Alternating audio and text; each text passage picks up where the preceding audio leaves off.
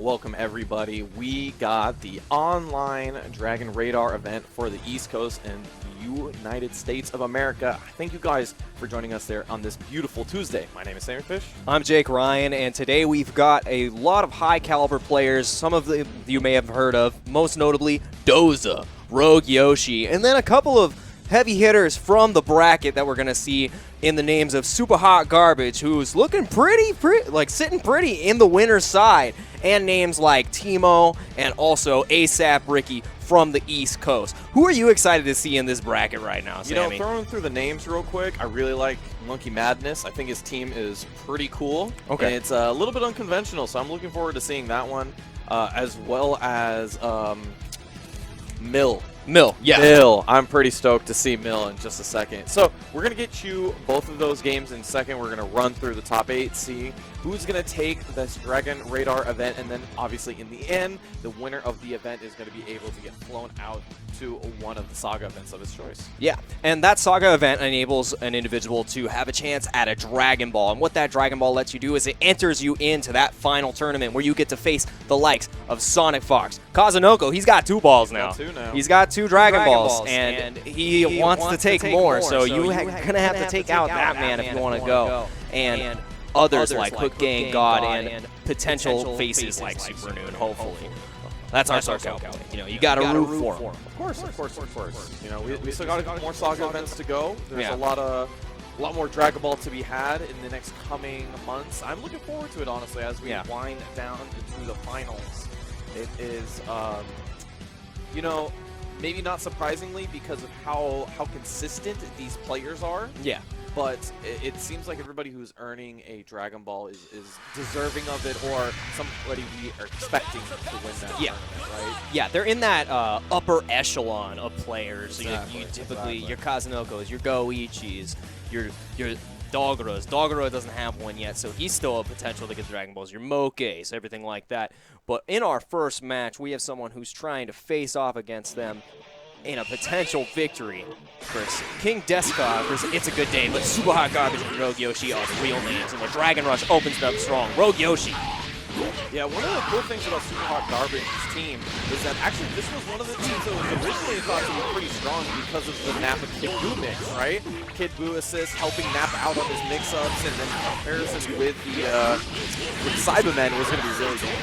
And you know, we're not going to see that. Yeah, this is actually surprising to me because I originally knew of Rogue Yoshi as the Nappa player. I'm not 100% sure if these names aren't swapped, but there it was. Okay, so Rogue Yoshi was the one who was eliminated. I was like, this is a little weird that Rogue Yoshi's playing Ginyu here, and Super Hot Garbage immediately punishing Rogue Yoshi and the cheeky stuff. There you go. Gonna go for the reset with the Dragon Rush. All right, knock down. This is where you get started. You got the Goat 6 assist. That's all you need, Kid Buu. Nice. Reflecting the tag. Gets him out of that corner situation. Oh, the side switch crosses himself up, but Goldo got a couple rocks. Let's just reset this neutral. Call in the hums. Tried his best to combo off all of that. Go. Ooh, there you go. Great Gotenks call. Oh, man, that assist is so good against Ginyu in particular because he's just stuck in the air. And, hey, Donut's not going anywhere.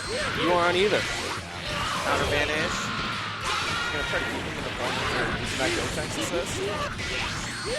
Ooh, has Fireball after the reflect, or after the super dash. That was very smart from Hot Garbage right there. Sometimes you just got to call him out for not going for the 2H. And immediately able to get that punish. And Rogue Yoshi put just on Gotenks here. Super Hot Garbage coming off. Yeah, and it's sub 100 seconds as well. I mean, he's just rushing him down. He's not giving him a chance to set up anything. This game is a bloodbath. Oh, with the reflect! With the reflect in the corner, that's going to be a full combo. Ooh. I think that was so sick, that extension. I think he has to spark here, but he's not going to get the opportunity. This is going to be a dead Rogue Yoshi. He's got sparking if he wants to use it. Level 1. Double date. Spend the juice. Ooh. No garbage. Taking the first one. Looking pretty clean, if I do say so myself. It's called Garbage Can, not Garbage Can't, baby. Ooh, it's called Garbage Can. That was really impressive. Like, Rogue Yoshi is known to be one of those top consistent players that'll get top 32 at tournaments, that shows up at big events like EVO, shows up at these events. And now Super Hot Garbage, I've never heard of the guy before. takes a clean round off of Rogue Yoshi, and there's going to need to be some adaptations there if we want to see Rogue Yoshi come out, and especially keeping that Nappa alive is what I think the first step is. Yeah, so we were saying before, I was attributing it to Garbage, but I meant to Rogue Yoshi. Yeah. That Nappa Kid Buu team was so good early on, and we thought it was going to be really good because of the combined lockdown that both characters can have together. Yeah. However, you do kind of need to get started first in order to do that. And I think that might be one of the problems with this team is that really Nappa kind of struggles in the neutral, even still to this day. Yeah. With all the buffs that he got were mostly mix-up buffs, right? Yeah, so he still has to be able to get in, and a lot of the assist pressure that Rogue Yoshi has is to stay on top of somebody. It doesn't really get you in on top of them. So Nappa's still suffering some of the glaring issues he had before, and why are you planting? Man, yeah, might have been input error, honestly, but one way or another, he's still eating this damage right here. 3 bars, doesn't decide to spend it just yet. Okay, finally gets a turn to play, but it's called out!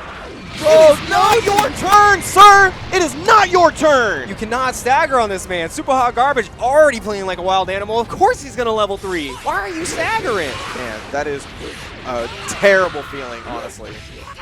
To like finally get a chance to press buttons, you get a level 3 in your face. See you later, Nappa. It's not your turn, sir. You don't get to play. This is my Dragon Ball game. Finally gets out. All right, let's see what Rogue Yoshi can do. And the guard cancel into the vanish. Get a little bit of extra damage and now corner position as well. Why are you mashing? Yeah, I was going to say the first set might have been okay, maybe trying to get out of the corner, but the second hit's going to be the death. And now Rogue Yoshi is going to even this out, take out the Kid Buu. No, he doesn't have another character to THC. Oh man, he's able to get that character out. Kid Buu not going to recover some blue life. That's a huge loss. Wasn't able to combo both of them, but he finishes it off with the H. Gets the combo. He's going to tag him out. That little bit of blue health is going to be so important here too, because while Sparking is still on deck, the health management from Super Hot Garbage is great so far, and taking it away from Yoshi is going to be the way he's going to win. Yeah, the main thing from this whole situation is that Kid Buu's been able to recover all that blue life on the side of Garbage, right? And that means he's basically got a full combo's health left in that character. Keeps him alive for another. There we go. And goes for the mix-up right here with their eraser gun. Nice! Man, this has just been a 30-second scramble from the both of them. Someone trying to find a clean hit. It's going to go to Yoshi. Going to use the cross-up super dash and then get the corner positioning. Yeah, and I feel Super Hot thrives in that position because calling the Ginyu Force allows him to scramble and press those risky buttons because, hey, my friends are going to come back me up. And now it pays off for Rogue Yoshi. He's got to open him up here. And gets out one more time. Great tag from Garbage. First time we've seen the Vegeta on point two, so let's see how this works out. Let's just start with the chop. That is a confident button press right there. All right, down H. Yep. Oh, too slow on the conversion. Doesn't matter. This man's a guy. Doesn't matter. Rogue Yoshi, man, on his last legs. No sparking. Has to go through 3 characters. Lights out. Garbage has come prepared. Missed the final part of that combo, but he's in such a healthy position. I mean, at this point, you could just grind out the last part of it. It takes something special for Yoshi, but it ain't gonna happen right now.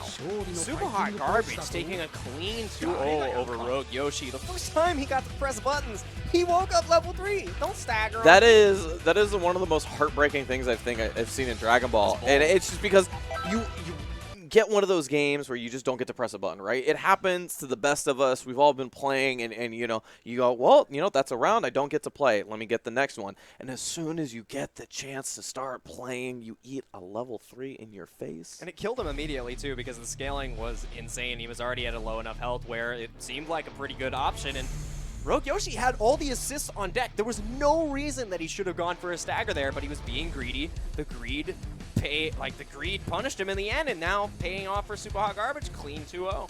I will have to say, though, for Garbage specifically, one of the things that I did like is that he constantly created the scramble. Yeah. The thing that I would say is one of the strengths of Yoshi's team is that he is a very setup. It's a very setup-heavy team, right? If you never get a clean hit into a knockdown, I have nothing to be afraid of, really. You know, I mean, Kid Buu's got pretty good neutral. Gotenks is pretty good at there, but it really all wanted to start with the Nappa, and that's something that never got started. Constantly creating scrambles, constantly creating this big old, mess of a screen. It never gave him the chance to get started. Yeah, and I feel like that's why Super Hot Garbage was able to close it out. And the character Ginyu allows him to shut down that neutral even further because Nappa can't get in, and then you put even more characters on the screen, you're done. And now we have the match that you were excited about, Monkey Madness's team, and Doza actually not playing Team Goku anymore. Yeah, switching to a Bardock in there, and you know what? I'm not going to blame him one bit for that one. But we're going to get into this one. Yeah, I really like Monkey Madness's team. This is a little bit of deviant from Hook Gang God's team, which you normally see the Vegeta on anchor, but Tien, not a slouch in his own right. We'll see how that change plays out. Yeah, Tien typically will use a ton of damage into the team, and if Doza extends this properly, this is going to be a dead cell. Oh, misses the last bar, but drops the axe handles on the top of the dome. Doza will definitely take that. Saves the bar on top of it. It was playing. Definitely the greedy plan right there. Sometimes you just gotta go for it. Dude, if he comboed off that with the Bardock assist, I would have lost my mind. That was such a great idea. But Monkey Madness is going to flip the switch. Time to get some Stone OP and jumps right out. Nice reflection. Doza and the patient. Oh my god. There we go, trying to use the parry, getting out of the corner. Those sword normals meeting Doza in the air, but he wasn't able to get the knockdowns. Nice demon elbow to switch sides onto Doza, drop him down, and now we got a Hell Zone set up. Gonna block this? Oh my god, how did he block it? But he wasn't ready for the command grab, using the Tien assist to combo off it as well. Cannot reflect those. This is where Piccolo shines. Oh, Demon Shock gets off. I like that. Really good awareness in that. Should be dead. Missed the green. Yeah, one of the great things about Blue Goku's Ki Assist, Ki Blast, is that it doesn't stop him in the air. It doesn't stop his momentum for a second, so it's really hard to recognize what's going to happen afterwards, unlike regular Goku, or now Super Saiyan Goku, who makes it much more difficult, or much easier to recognize if he's going to go for a mix-up or not. Yeah, he shares that same kind of strength with Gotenks, and that's one of the that's one of the best parts about Goku Blue. Like, his Ki Blast is so dang good. His Ki Blast is really great angle. Look at that! How fast that happens! It's so hard to recognize when that mix-up is going to happen. You have to be able to react to that before it happens. I got hit. That's what I'm saying, man. That's dirty. If that was his blonde counterpart, he would have been able to at least react to the side switch. But in that situation, it's so hard. It happens so fast. Yeah. And in that situation too, Doza really showed his prowess on that Blue Goku. We didn't even really get to see that much Bardock. It was the Blue Goku show, and Monkey Madness wasn't ready for the matchup. I mean, we usually see Bardock as the the Revenger Assault character, right? But he has a great assist. Lariat just covers so much range, has great hit stun on it for combos, very fast. Oh yeah. So definitely not a slouch from there. Ooh! Boom! My hero is Bruce Lee. I'm trying to get you into the mix. Do it again. Doza, the madman with the 2M punish. There you go. Going for the nice stuff. He's going to tag and get rid of that blue health. I mean, not a bad character to get rid of early here. If he finishes his combo, it's going to be done and dusted. So rough for Monkey Madness right there. Just stuck under constant duress. This Blue Goku with the beam and Bardock. I play a very similar team, and it's rough. So much hit stun, so much pressure from this backup. You have to respect him and you have to block him. Sometimes you're gonna get mixed. I mean, when you see the blue hair on the screen, you gotta expect to get rushed down. That's the design of all three of the blue characters, right? Go in, stay in. You never stop going in. All right. Revenger Assault. There we go. First one. It's my favorite movie. Let me see it. You're the one who's gonna pay. All right, got the 50-50 in the corner. He decides to spark. I like that decision from him. Yeah, he needs to keep this Piccolo alive if he wants a chance here. And oh, you jumping, boy! You cannot jump my Demon Shocker. And Animal level 3. There we go. Oh, there you go. How many comebacks have we seen from a Piccolo with just an assist behind him, right? He just needs to get the chance to be able to run the game. He finds another hit, and in sparking, too. Goodbye-bye, Bardock. Make it fancy. Man, oh, that might have been overkill, but let's keep it safe. That's 2-2 on the character count. doesn't want to risk dropping it, maybe miss input on this couple beam cannon. Keep it simple, and that's the online stuff right there, baby. EX elbow. That's what I like to see. I like the up tech, though, from Monkey Madness. Not trying to get mixed on the high low. Back to the corner we go. Monkey Madness is going to get another chance. And the big part about that, too, is he was able to keep Piccolo alive. Yes, very much so. He's going to recover a little bit of blue health. I was going to say, why didn't he just level 1 to level 1? Does he not have confidence as TN? That's definitely not the case. Look at this guy work. Oh, that was such a good empty vanish off the E-Blast. Now, going to probably get a level 3 off this? Yes. The Oki's not that great off this, though. Don't care. Thank you, Doza, for picking this team. I love that level 3. Oh, no. Not only a read, but a lost character. Madness on his last one, but if anybody who can do it is definitely the orbital cannon from the top row. Oh. I got one too, man. I brought my library cards. I got reads. Oh, no, Chaozu! Oh, it's not enough, no! It wasn't enough. Now if he loses, it's all for naught. Gotta do it for Chaozu. Gotta do it for Chaozu. Finds the hit. Gonna snap in. I don't agree. Try to get rid of that blue health. He is on one touch. And the double jump gets him out of the situation. No reason not to do it in that. Nope, he doesn't have the tag in. He was still stuck from getting snapped in. I don't agree with that decision because even though now he's going to kill the blue Goku, there's no sparking on the side of Doza. If he would have killed Goku, he was in a much better advantageous position. Now he's got to get 2 hits instead of just 1 for the future. I mean, definitely questionable at the end. You can see the line of reasoning, though, gets sniped with a Ki Blast from the air. That's going to be 2-0 for Doza. Yeah, I agree with you. You know, it's a hard point, right? Yeah. Because he had such little health that he wanted to get the tap for the kill. And he was like, I was so close to killing him. I was very, like, right there, you know, a pixel. And so I think he might have tunnel vision towards the end. You know, especially considering you may be thinking as a TN player in his head, he's going like, all right, am I gonna shoot the Kikoho at him and, you know, just waste some health, waste another bar, but secure the kill, or maybe, you know, use that Chaozu. He used the Chaozu, it didn't pay off, and maybe wanted that kill too badly. Yeah, and that's one of the things too, like when you're playing Dragon Ball at this level, you need to avoid that tunnel vision mentality because character management is one of the biggest cornerstones of being successful in this game.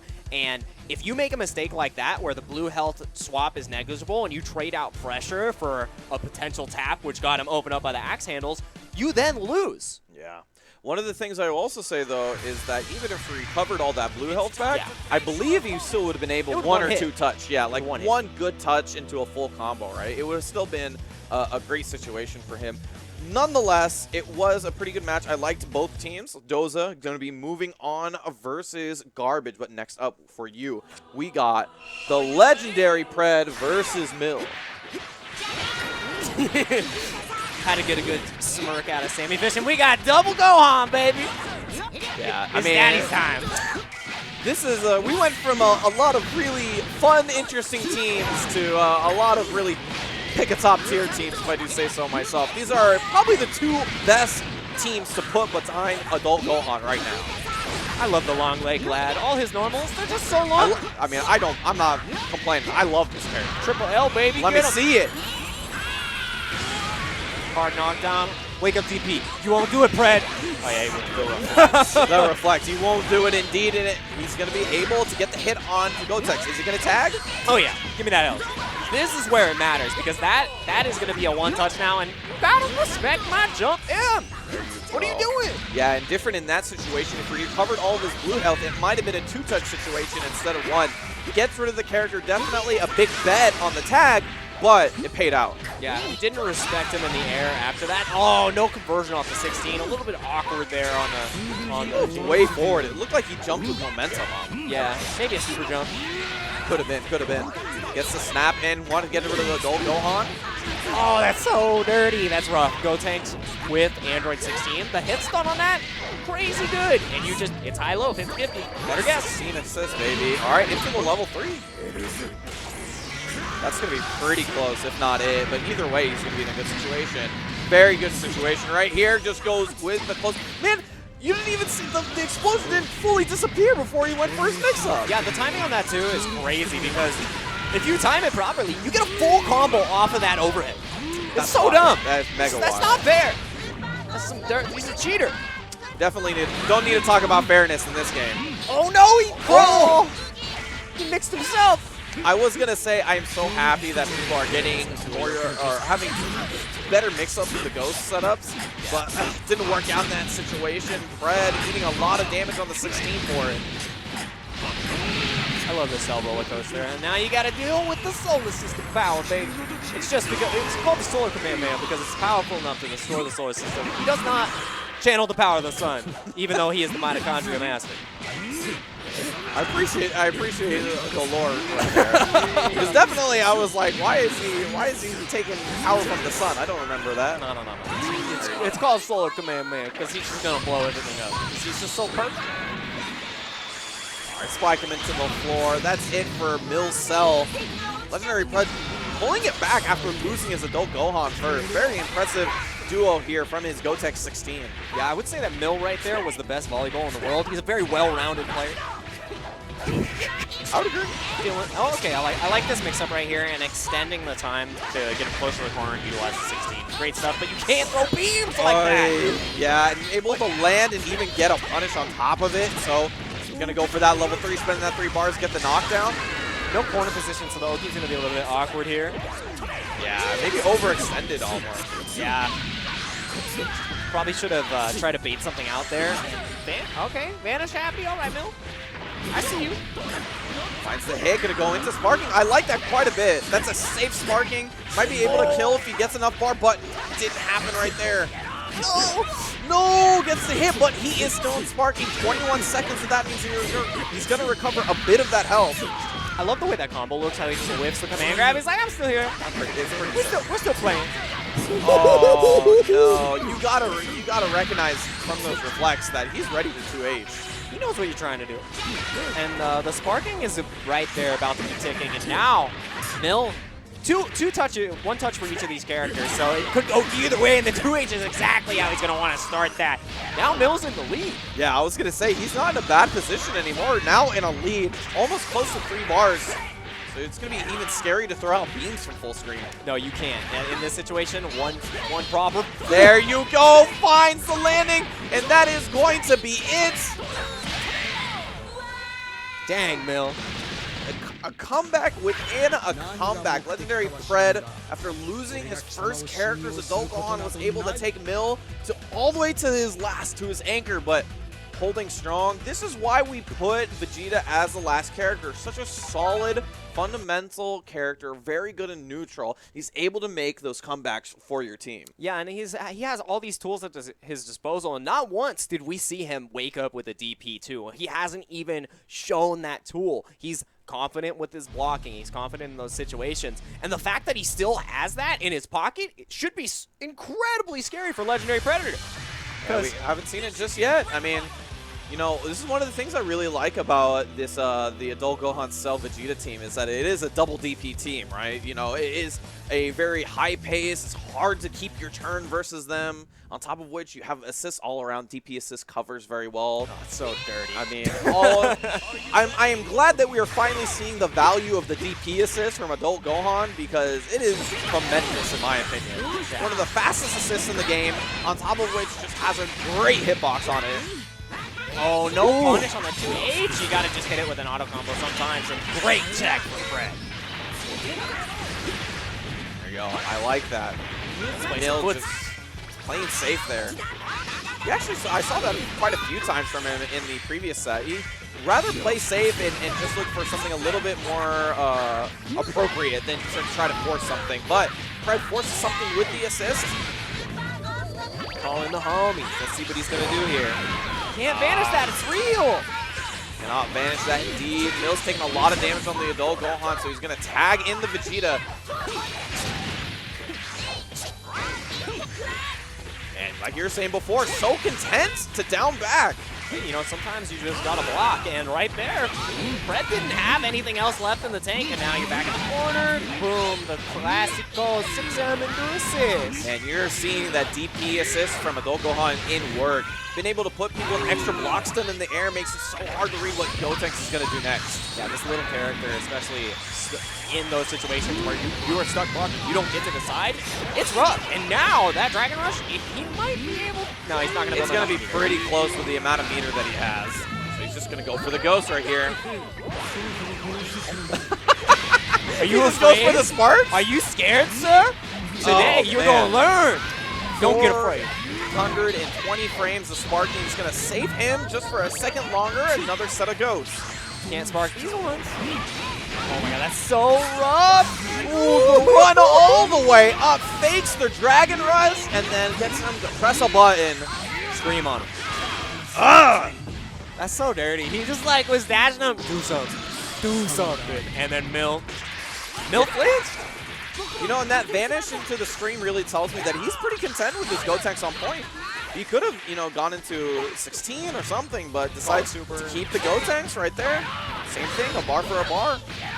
But both these guys have made comebacks within the first game, so now it's Mill's turn. It's not Sparky on the side of Fred. I think he might Spark here just to keep the Gotenks alive. Oh, no! It's a big old boot, and that's going to tie it up 2-2. Mill making the most of that, 3 bars. That was so meaty. He landed right on top of his dome. And that was so critical, right? Because he used the Vegeta assist previously. He wasn't going to be able to keep him locked down for that long without spending his own bar. So that was a critical kill for him. Yeah, I really like how Mill was utilizing his tools there too as Adult Gohan. Kind of stuck in a situation using the 2M to get out, but now Legendary Fred's like, yeah, I got that move too, but it's 5 great, bars. right? Finally a level up in this game. Level 1 Gohan. We don't need levels. We're fair and balanced. Sometimes you don't. This character's so good at level 0, but at level 1 opens up the options just a little bit more. Damage gets extended. Oi! Oh, that was actually really good by Mill. Yeah, very, pulling out the grab. Nice punish on the whiffs. Rocket kick in the air. Doesn't get the 3 bars he wanted. Oh, the second hit. You got to worry about the back fist. Oh, there's the first DP, Oh, no. I told you. Oh, right when he needed it. Unfortunately, wasn't able to get the double Sunday, but got out of the situation. Oh, that should be a dead character, especially with this sparking. The 2M starter. Legendary Fred is most likely going to even this up right now. Calling him. Calling the son. The little brother. No, he doesn't call anybody in. Take him down. It's because Gotenks is dead, actually. That's why. Dang. That was a good comeback from Legendary Fred right there. Really impressive. I mean, Mills would feel like he was pulling it back. He got that kill on the Gotenks. That was huge, right? Being able to get rid of the Gotenks, we both expected the sparking just to keep the 3v2. It didn't happen, right? And so in that 2v2 is a critical situation for Legendary Fred to be able to get the character up and then was able to seal the deal in the end. No comeback for Mill that time. However, that means we got 1 more to go. Yeah, and what I want to see in an adjustment for Mill here is while he was incredibly good on his defense, great at holding down back, eventually you get opened up. He needs to be able to go on the offensive like he did when he took out that Gotenks before he loses a character, or I feel it's going to be the Legendary Fred show. It could be, right? And I think that one of the cool things about this set so far is that we've seen that losing the first character has not spelled the story for the rest of the game, right? It has been that, you know, people have been able to make comebacks back and forth, use their sparkings in different ways. So this really, this last game feels very open-ended. Yeah, so I'm excited to see this because both of these players, I feel like they're close in skill level, and they also play, they both play Adult Gohan, and they know what each other has at the disposal. So yeah, I want to see how it goes. I want to see how it goes. After a game apiece, these guys with very similar teams and hopefully a little read on each other. Who's going to make the better adjustment in order to move on? Reminder that this is on the loser side. They're playing for their lives here. I think they're letting their intros rock too. Yeah. Look at this guy. Why would the Killsays drop this guy? There's no reason. He's so good. I love this. He's so good. It's like Vegito if he had longer legs. Oh, Ooh, call him out. man, Legendary Spread's use of Gohan assist is so good.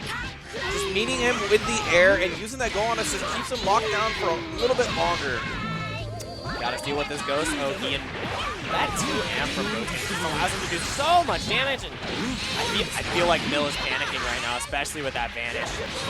Oh so boy, Super Dash, my best friend. All right. Oh, I really like this choice from Mill right now because a big part of him getting opened up is the Android 16 assist off of the 6Ms and everything like that. But that's not how you take out the character. Man, trying to find this opening here. Legendary Fred playing so solid. Finds the hit with the Gotenks assist. And then snap in the cell? Yeah, yes. Give her that cell. Targeting the green guys from both sides. But Legendary Fred finds the hit once again. He's looking good right now. Yeah, give me the level up. Let's see what his Oki is here because you can do an option select and you just sparks right out of there. Does not want to lose cell.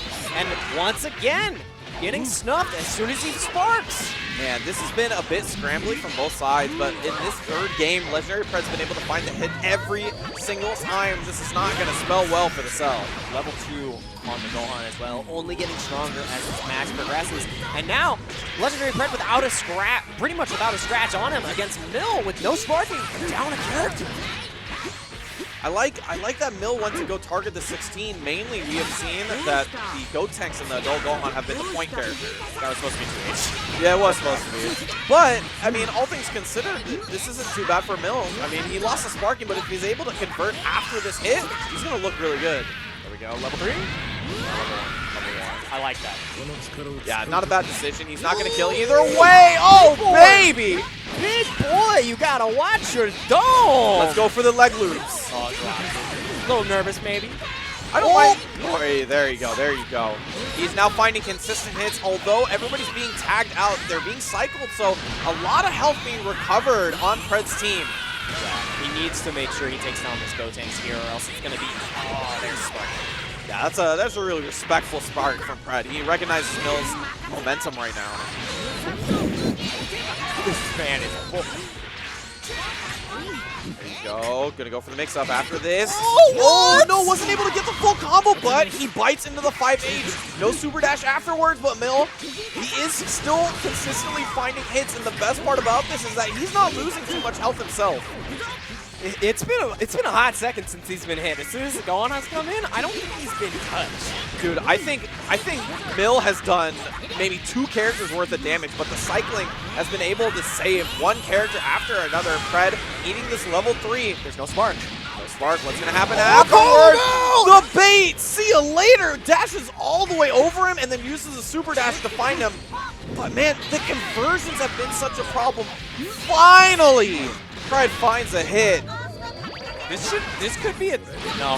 He could have extended it after the Ghost of 2 level 1s into a level 3, but not confident in the execution. Just goes for the hard knockdown from Android 16. Look at all the damage he loses. Gets touched once, and his old Gohan's almost out of here, keeping him on point, and that is going to be a mistake for him. Loses the adult Gohan, and that's just going to be left for the Vegeta. Yeah, and Legendary Fred was able to make that decision pretty confidently, understanding that there was no assists on deck for the side of Mill, and he was either going to continue mashing after the 6M or go for another reset overhead. And his guess was correct, and now Mill is being put on the back foot on this Vegeta. But we've seen him come back. Oh, could he go for the level 1 here? There it is. Yep. I like that. Get a little bit more damage off of the Ghost. Yeah, he's going to have the mix-up because he's in the corner. Expected a DP, tried to bait it with a safe jump. So scary. His little limbs. Oh, man. There you go. Not super dashing after that one. Recognizing that he's reflected it, he's ready with his own punish. But this isn't a terrible situation for Mill. There it is, right there. I was going to say, he's got a lot of meter to work with. Okay, just big bang attack here. Just big bang attack. Trying to spend as much as much damage as possible, trying to save as much meter as possible. Sorry, because he knows that is going to be the key factor in his ability to take this. 78 seconds left. You know Pred's going to be able to wind this down, grind it out if he gets the chance. Oh, It's there all it on is. Mill, and he finds the hit. He overextends. Oh, no, but he jumped straight up. He wasn't able to finish it. We still have just about a minute left. Mill can take this back now. Then it's a huge drop on the side of Pred. Calls about dashing. Oh my god. Remember, 5L moves 16 forward, so that Oh! The miss input from Mill in from downtown. Put him in the trash. Plant myself a vegetable. Off to the races. We're going to the next round. I loved that moment from Mill. He goes EX rocket kick into Vanish, right? Jumps up, super dash, because his 5L moves him forward, so it crosses himself up when he does that. Yep. It's a very, very good way to beat 16s. It even works in the corner on top of yeah. that, which is really, really good to note. However, Call that wasn't one the able coup to get d'etat. the full combo. That's super duper rough, because you felt like if you got the hit on there, that was going to be a level 3, maybe not kill, but a great situation for Mill. The comeback was definitely possible after that, but the drop combo made it really difficult, and the time winding down. That was it. That was it. Unfortunately, that's it for Mill. Great set from the both of them, though. Yeah. But we're going to have to move on. Yeah, so Mill goes home, 7th place. Great match from both of them, adult Gohan players. I want to see how Legendary Pred stands up. I believe that he will be fighting against Rogue Yoshi in the loser side next. If I am not mistaken. Am I? We'll figure it out in just a second. However, while we're doing that, let's bring you another match. We got Teemo versus Broken Alliance's ASAP Ricky. And, you know, ASAP Ricky's team is very, very, very interesting. This is one of the teams, when I saw on paper, I was mega surprised. Two pretty underrepresented characters with 21, Broly, and then, you know, slap the Vegeta on the back there. Why not? Yeah, and I think we might have the names backwards again here. Because ASAP Ricky would be the one playing the Android 21. Teemo, consistent Bardock player. There we go. And this is Bardock. Oh, yeah. Love me some Bardock. I mean, he is playing this like a Bardock team should. And I was talking about this a lot not too long ago. You know, Bardock's strength as a character is that he's able to get, if you're able to get 2 hits, it turns into the Revenger Assaults, it turns into the level 3 knockdown, the OP afterwards, you might lose a character in this situation. But good defense right there. No, goes for the guard cancel, and the big guy's going to have to take the damage. Boom, tag him right back in. And that's another thing, too. Bardock has all these tools available to him. He can guard cancel on his own, like other top-tier characters. And he has multiple C changes where he can just get so much damage pumped out, but that doesn't protect you when you whip and reflect. There you go.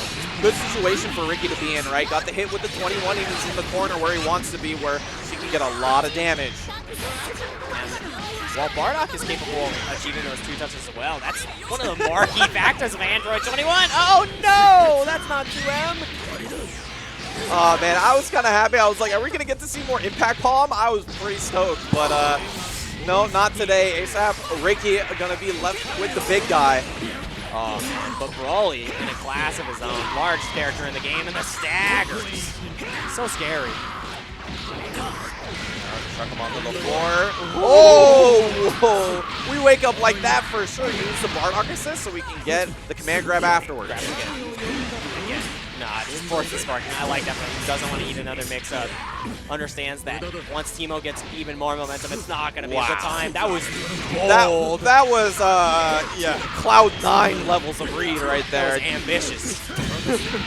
Doesn't work out for Ricky. Teemo able to find the hit with the 16. And for the first time in a while, we've seen a guy in this top 8 comfortable with playing with the 16 on point. Feels like everybody's been playing him for that great assist of his. Sometimes you just gotta take the throw. Don't blame him one bit. Teemo able to find the kill on 16, or sorry, on Broly, and we're just gonna be left with the Vegeta. And there's no sparking, so the comeback seems a lot less likely. But ASAP Ricky could make this happen. Has 7 bars on deck, but has a long hill to climb. Down you go. Oh, Revenger Assault. We gotta keep it nice and simple. Let's use the level 3 that gives me the best Soaky. I sure do The love scary Soaky, maybe. Oh! That's so dirty. That's mine now. Fakes the late air dash, goes low, using a sparking to get that extra bit of damage. Another level 3 on deck for him.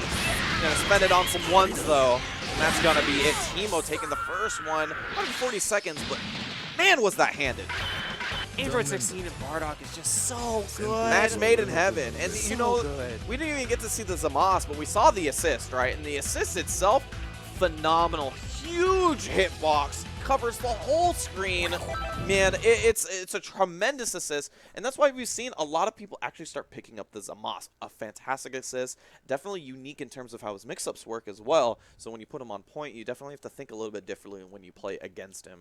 Yeah, a lot of characters will go for like side-to-side mix-ups or try to always look for that low, but Zamasu utilizes the overhead better than any other character in the cast. I'm just gonna say it. And that assist allows Bardock and other characters to do what they can do with their DHCs, lets them extend their combo. Like, Bardock can just keep swinging his monkey arms. He's got the assist pressure. I mean, I'm telling you, good. Bardock teams, man.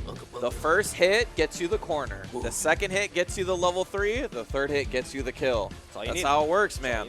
And it's such a solid way to play that character. You don't even have to put the character on point. You can put whatever you want on point. Just get the first hit, get the corner, get the second mix-up, And then you're good. Revenger assaults. Then we got the 50-50 afterwards. It's so good. Unfortunately for me personally, I didn't get to see ASAP Rocky's team in full force. We saw the little hit with the 21 impact palm was pretty cool, but we didn't get to see it in full action. However, maybe he's going to get the chance. Teemo looking good, but let's see if he's got a rebuttal. Oh, that's exactly what he's looking for. The 6M into the Android 16 assists, and now send him right down. Let's see what he does. First hit gets There's you the the first corner. hit. Okay, he's counting.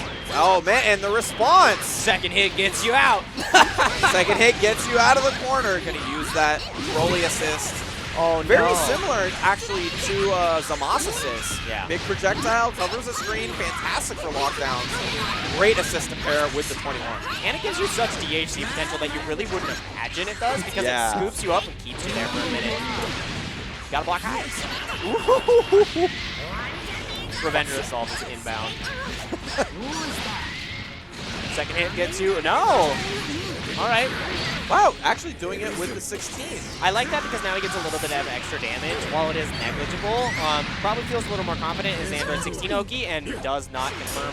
Oh man, wasn't able to get the kill, but he finds the hit afterwards, and that's going to be a level 1 sparking from Riki. This is a disaster. That was some Fist of the North Star moment stuff where he's like, ah, I got out, and he's just like, you're already dead. What? And he's done. It just explodes. But ASAP Ricky with the command grabs wants to turn this around. Get out of here, you puny god! Oh my god, he's finding reset after reset, throw after throw. Teemo's trying to do anything to get away from the big guy. Oh my god, he's a madman! Oh, wasn't able to get a full set of hits on the side of Bardock, but he is tossing this god around like a plaything. I've been rocking the color green since the 2000s. Get off my ring! We got the orb set up. Let's see what the Zamasu can do. That's rough. So much work from that Broly, and then it's like, well, Revenger assault! Zamasu said, yo, you thought you were a world breaker? Nah. You're going to pay. Into the Bardock. Oh, wow, a super jump mix-up. I feel like that was actually a misinput. It might have been a misinput. The timing, you have to do instant air dash into 8 on your direction Yes. in order to... Oi. Broly, what are you doing? I didn't even see his hand reach. He's like, I'm just tickling your toes, buddy.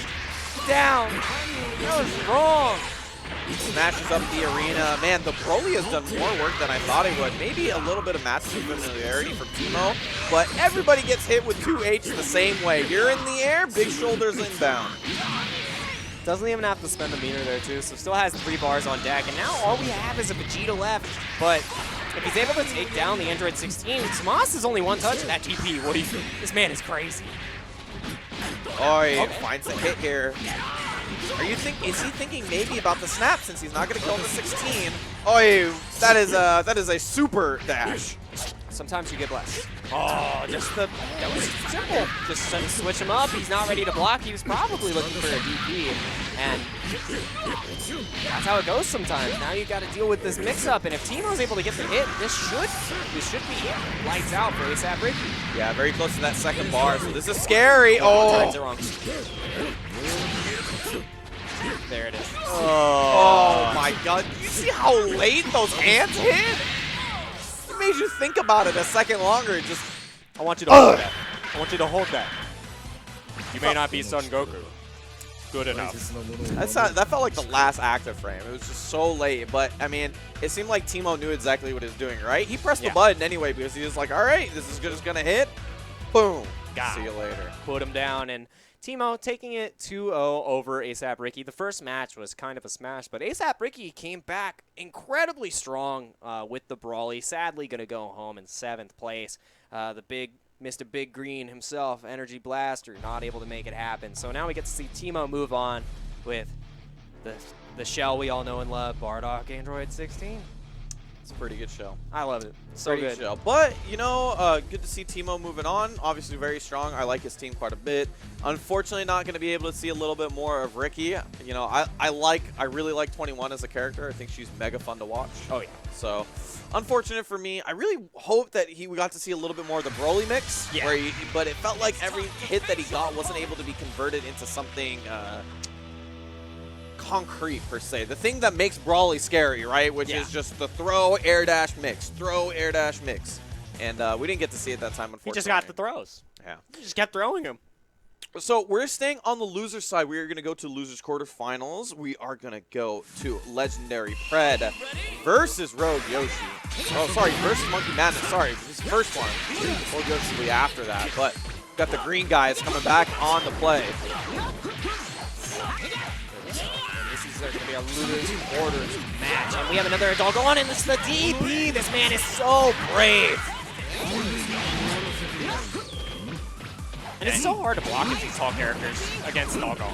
Like, that is one of the things that people have been really taking advantage of as of late. You're seeing a lot more fuzzies on tall characters. You're seeing a lot more of that abuse of the big body. And it's, you know, it's a good thing. Two of the best characters in this game are big bodies. Oh, and then someone like another one of the best characters in the game is like mid-size, small. So we have a variety, but the power of these fuzzies makes it so these big characters, you know, they go down on the totem pole a little bit. Yeah, Legendary Fred finds the first hit. We've seen how comfortable he is on the go tanks. And I love, you know, for the most part, I kind of don't like going for mid-screen ghosts, but it's not bad to test your opponent at least once to see if he knows how to get away from it. Because there are answers to it, and if you don't know the answer, hey, it suddenly becomes a great option, and it's just like that. Legendary Fred able to take down Monkey Madness himself. Yeah, and for minimal meter as well, right? He's been kind of low on the meter, but he only had to spend one to get rid of that one. Monkey Madness now left with the bald guys. There we go. I wanna see what he goes for in the Oki here. He's gotta be pretty in. Nothing interesting at all, just goes for the double overhead with the toes. And that should be a dead Gohan. This is evened up now.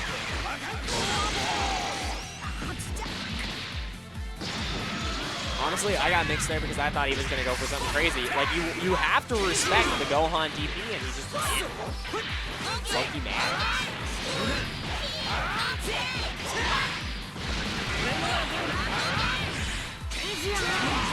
No, you're good, you're good. Sammy's over here brooding about something. I'm thinking about something really interesting. It's all right. We got Legendary Pred here playing with the 16. Putting him on point a little bit more than I thought because, you know, we've seen so much of the 16. And I generally think that the Gotenks plays better with the 16 assist than the opposite. Yeah, and I think that's maybe due to like the strengths that Android 16 would have against, say, like a Piccolo. Just putting him in those mix-up situations, especially the mix-ups he can generate off of the donut mix-up. But you know, sometimes going just for damage doesn't pay off, and now Legendary Fred is forced to tag into the donut. There you go. Level 1, level 3, maybe? Doesn't want to burn the health. All right. Yeah, maybe think it's not going to kill anyway, so why not just go for the mix-up? And one of the things about the Ghost Oki right there too is even if you get a hit with the Ghost, it is so hard to convert. And it's incredibly hard to practice too because the hits are going to be inconsistent. So it's one of those things where you have to just constantly grind, right? You just have to constantly put opponents in that situation and then sort of make a read on what their defensive option is going to be. And that way you're able to get the conversion a little bit more consistently. However, Legendary Fred going to level 3 on the 16. Not enough damage, but he's in a good situation. Just the walk up to L. For some reason, a command grab went out there from Madness. I feel like he was mashing level 3. I 100%. Like, that hand came up, and I'm like, I've been there. I've been there. Nice tech, though, from Madness. And Legendary Fred put himself in a dominating position where his Android 16 was bleeding, and now it's going to be bleeding a little bit more. Oh, no, going to spend the Chaozu! Oh, and it's enough this time. Monkey Madness. Go. A little bit more calculated on the meter there. He still's got 3 bars to work with. A lot of health to go through Pred, though. He's got the sparking on top of it. And Ghost with sparking is one of the best characters in the game. I would say he's top 3 anchors with sparking at the end, and it's just rough to deal with him because he creates his own mix-up. I do really like that Pred went for the sparking in that situation instead of waiting for himself to get hit and recover less health. Now he's going to be able to recover a little bit more health. He's only got 3 bars. Not going to spend it because it's not going to kill. Oh, finds the late super dash, gets another hit. Not going to build. Yeah, spent the vanish, so he's going to truncate his meter gain. Wasn't able to get that 3 bars. And now you're stuck under that pressure again by the Gotenks, and he caught you mashing. Honestly, still a good situation for Monkey Madness. Finds the hit. Oh, that's going to be it with the level 3. Doesn't even need to, but he's going to go for it anyway. Why not? Leave a big old hole in the ground. Go ahead. Legendary Fred, child play. Don't you know I'm from the Crane School? I'm an Apex Predator. Confirmed here first. Nat Geo just confirmed that Cranes are an Apex Predator. You got to watch out. Right, CTN's got 3 eyes. All Cranes have 3 eyes now. We're going back to the ring room right now. Maybe a character change? Maybe a character change. Maybe just a second for a breather. That was a close game towards the end. Yeah. That was a close game towards the end.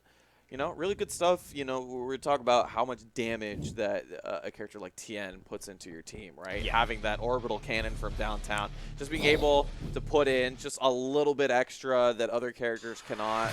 On top of which, having that Chaozu, being able to do a substantial amount of damage at least once in a match. Yeah, and no change here. I think we just wanted a second to readjust. Maybe my sparking button wasn't working. Who knows? But we are going straight back into this. Monkey Madness now up. And let's see if he's able to have a little bit more momentum in the early game to take down Legendary Pred. It's all or nothing. Oh, no! Oh, No. This is not what he's looking for. Oh! Spark. Is he still in there? Oh, wait, he was still in there. Gotenks takes so much blue life, but it's all up to Predator now. Sorry, just Legendary Pred. If he's able to play good defense, let that Gotenks recover some health, he's going to be in a good spot. But no, he finds the hit. He's going to get the kill, too, which means he's not even going to have to tag. He gets to eat his cake and have his... I lost it. Have his cake, too. I'm sorry, guys. There you go. And that's going to be it. Although Gotenks recovers quite a bit of health. Man, he lost so much so quickly. And he got a little bit of that blue health back, so not everything on his plate looks bad, but immediately picked up. Reality Stone keeps him in the air. Now, one more mix is going to do it on this Gotenks. I will say that was a fantastic conversion out of the air. Yeah, oh, just Sparks does not want to be under that pressure any longer. Thank you, Finger. That must have been a Mr. Flex off the cross-up. Yeah, probably was trying to go for the reflect. And now you got to deal with Ghost Oki. There you go. I like it a lot better in this situation where you're able to go for constant mix-ups. The threat of the Ghost. No, they mess up the combo. Every single time. It's so hard, and we discussed that earlier, even though Gotenks is so great. You have to be able to convert off the Ghost. And just a raw 2H. This man is crazy. Oh my god. All the beams on the screen just deals with it with one vanish. Nice tag. But Legendary Fred, he needs to make the most out of this level 3 Oki right now. No sparking on his side. If he's not able to get the hit, Monkey Madness can run away with this. Beating up Cell a little bit. Oh no, now Tien's taking the damage. A lot of recovery happening on Monkey Madness side. No! still in block stuff, so the command grab wasn't able to convert. Not a proper delay on his side. Reflects the Chaozu. And again, the guard cancel gets called out. You gotta time those better. Still doesn't have any meter to work with. Legendary Pred just going to have to stick to the neutral. Madness finds the hit once again. He's looking really good right now. That Piccolo and Tien both were able to recover all that blue health back. And this level 3 is going to put Legendary Predator into a situation where he's not going to want to block. He has to respect Monkey now because if he loses at 16, he's not going to have much of a chance against these 3 healthy characters with Sparking. But we've seen Gotenks come back, and Pred is going to need to pull out all the stops against Monkey. This is looking like a tall hill, for sure. And he finds a hit. Monkey Madness. He's been so consistent with this 16 in the second game. It's looked so good for him. Level 1, level 1. The green guys are going to help put this kid to bed. And that is going to be Monkey Madness moving on into losers semifinal. That was a good match for Monkey Madness. The first one is incredibly close, and the ability to make an adjustment mid-match, mid-set is something we don't get to see often in a lot of players, and at the highest level of Dragon Ball, if you're able to make those adjustments mid-set, that's where you're able to have those clear-cut victories. Well, it was really close this match, and then I was able to nearly perfect him here. That's where you see those adjustments, and that's where you get the cleanest players who are able to move through these brackets. Yeah, and it's really important for you to be able to have mid-match adjustments in Dragon Ball because the games are so long. Yeah. Right? And if you aren't able to make mid-match adjustments, you might just lose an entire match. You only got 2. Yeah. Or 3, you know, if That's you get that finals. far. Jeez. But, you know, you only got 2 for the most part. That's still a lot of game to play. So having that ability to, you know, be able to make adjustments while you're in combos, while you're doing combos, that is the stuff that really makes the best players in the world. And so, you know, that skill is very, very important to have. That's why we're going to see Monkey Madness moving on. Losers semifinals in a great position to move on. But what we're going to see, who's going to meet him there? We got Teemo versus Rogue Yoshi. And we did not expect Rogue Yoshi to fall into this spot. No, I initially going into this tournament, because I've played Rogue Yoshi personally, and I've seen when he gets on top of you, his setups, they're crazy. But unable to get on top of you, Rogue Yoshi begins to fall apart. And that's exactly what happened. So I want to see what happens in this situation where you have Teemo, who has neutral out the wazoo with Bardock and Android 16 assist, and how he's going to deal with that, because I think it's going to be the same story from what we saw on Winter's side, where he never gets the ball rolling and crumbles. That is true, right? So, that, I mean, that's a fear, right? Bardock being so good in the neutral. Having that Zamos assist behind him as well means he basically just controls a big rectangle in front of you at all times. And so if you're not going to be able to get started as that Nappa, is he just going to be dead weight? Are you going to play 2v3 the entire time? You don't want to do that, especially in Dragon Ball. You need to make the most of each and every one of your characters, and if you're not able to win off of your sheer neutral skill with someone like Nappa who doesn't have all the tools, maybe it's time for a switch. I don't think it's going to happen, but if you're really looking to win, you got to pull out all the stops. You know, a lot of the things that we've seen from Nappa players recently is that they've switched to Nappa being on second, and that way you're able to play a character that has better neutral maybe, find the hit with that character, and then let's use Nappa for the mix-up potential, right? We've seen a lot of 18 players actually play that way as well. Yeah. Because she's kind of struggles in the neutral as well, in the same way that maybe let's pick a character with better neutral. I've seen a lot of Kid Buu Nappa instead of Nappa Kid Buu, right? Yeah. I've seen a lot of characters like putting Bardock in front because Bardock also uses Nappa assist quite well, or in vice versa. Yeah. So, I mean, there's a lot of situations here, but we're going to stick with the same team for the side of Rogue Yoshi. He is rocking the Nappa, tried and true. Really big questions to ask him here versus Teemo. Yeah, and I feel like what we're going to see here in this first match is if he was able to make the adjustments from before, because Teemo's neutral is incredible. While the one time we saw him in an exhibition against one of the greatest players in the world, he did get completely dumpstered. He still goes far in most tournaments and one of the best players from Canada. So I'd like to see how he fares in the neutral, and that's a great start already, but no super dash left. What's up? One of the things I really like about Bardock in general is that he can just say no to neutral if he wants. Say, throw the lariat out, call that 16 behind you. By the way, you're in the mix-up now.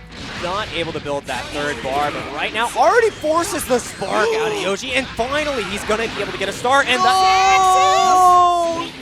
He drops the hit Timo goes for the side switch, blinking portrait on the side of Rogue Yoshi means that's it for the Nappa on the sparking. And he is not looking good right now. First hits the corner, second hits the Revenger Assault. Now Sammy said it's third hit time and you're going to lose, Mr. Baldy. Back to Planet Vegeta you go. That's rough. That's rough. Hits him with the same spirit to finish him off. He ain't got Rogue same Yoshi. spirit left. Oh my god. How high was that auto combo? Bringing him back to the floor. Woof. That's one of the things you gotta love about this character, baby. Revenger Assault, my favorite movie. I didn't know he was playing Super Scroll with how far his arms reached, man. He's like, nah, full screen. Oh no! It wasn't high enough! What are you doing? Where's the hitbox? Oh my god, what is happening? We are playing Bardock versus Kid Buu, the Unga Bunga Boys. This is amazing. Say no to the neutral, man. Let's just go in. Finds the hit. There you go, using the auto combo, making the combo nice and simple for him to finish up. Takes him to the corner. Man, Timo wants to keep the 3v2. And if he empty, oh no. He can kill here, actually. Yeah, he's got 2 bars. Yeah, that's sparking. Even though he had the reduced meter gain from the Vanish, he's still going to be able to do it in the first time we see Zamos for MVP. There he is. Man. He popped up. I mean, that super does a bit of damage for a level 1. So oh, yeah. Definitely a good way to finish that off. Also going to be able to let Bardock recover a little bit of blue life left. And, you know, that is to the point where he might be 2 combos now instead of 1. So definitely... I love that flight cancel right there. Just get me out. And right now, the big thing is, Timo has just been winning and triumphing in the neutral and then in the scramble following. There you go. Finds the Scream into the Vanish. He doesn't have any meter, and he truncated it with the meter spent himself on the Vanish. So wasn't able to get anything afterwards. Oh! Get that Looney Tunes stuff out of here. Oh, boy. And there you go. Back to the protagonist. Bring the Bardock back in. Revenger time. He's the hero, baby. The hero we deserve. Oh, okay, probably. No, drops it. Probably could have extended that combo a little bit better to build meter. Tries to go for an air series, not able to convert properly, and now... Okay, all right. Finds him in the air, hits the 2H, and that's going to be it. Timo over Rogue Yoshi. A little bit longer than his previous match. 150 seconds it took, but, you know, again, so convincing. So convincing the entire time. Yeah. Even though it took half the game, half the count, the timer, it didn't feel like at any moment that Rogue Yoshi had the ability to play his own game. Yeah, as soon as he was forced to pop the sparking on Nappa and he dropped that Key Blast conversion, I felt it was already over. Like the mental went boom. Timo had him read, and that was the moment. That was the moment. That was his moment to shine and be like, I am going to convert this Nappa pressure. You're gonna eat my Cyberman. I didn't see one Cyberman planted that entire match. Not even in it. He's planted one in his last set, and it opened him up because I think it was a misinput. Nappa's not playing the game right now. At this point, I actually would suggest to put Kid Buu on point. Kid Buu on point. Use the Nappa assist. Like even Gotenks on point. Like I know why you want to put Gotenks on anchor, but at the same time, he is a good neutral character. Let it rock. Just let it rock. Come on, Rogue Yoshi. Prove us wrong. Prove me wrong. Prove us wrong. I want to see the Nappa. Show me the Fu Manchu. Show me that handlebar mustache and the power. Like, this man is supposed to be powerful. I want to see Super Saiyan 4 Nappa come out. I don't want to see no Saiyan Saga Nappa. Ready? Let's go! Into this next one here. Oh, there we go. All right, he gets the pressure finally. Bro, a combo from Nappa? He's here to play. Oh, no, delay tag. He's smashing! He's smashing this man! It's me, Bardock! Oh, man.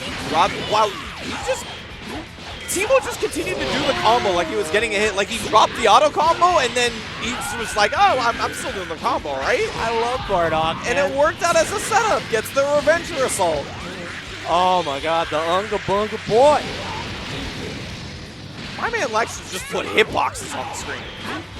I remember when we saw Nappa play for a minute. Man, I was like, yo, Nappa Oki, let's go! Let's go, Nappa. No, you need to be stopped. That's rough, man. Nappa looking like a whole lot of Raditz right now. Not looking pretty. Oh, man. Dragon Rush on the side of Rogue Yoshi. Gonna try to make this happen with Kid Buu. Scream on him. Yeah, and he does it super high, so he's going to be able to get a better Oki setup than if he did it on the ground. With a safe jump. Oh, nice call out, and he's still mashing. Finally pays for his insolence. I don't think any part of that actually scaled. Everybody, like 7 raw hits on its own gets Bardock out of here. But finally, Teemo loses a character. Rogue Yoshi looking a lot better when he's playing with the Kid Buu, but Teemo finds the hit, finds the Dragon Rush with the Zamasu. Level 3, put him in pizza. Make ourselves a gumball pizza.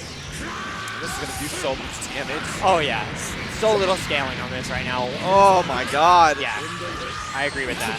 Not with that. That was such a great response from Teemo. Wasn't able to complete the combo. A little late on the reflex early, sorry. And another drop on the side of Yoshi. You can't be doing that, but he gets the pickup. But, Kid Buu is so bad. Oh, what are these scrambles? He's so bad at converting those double Sundays.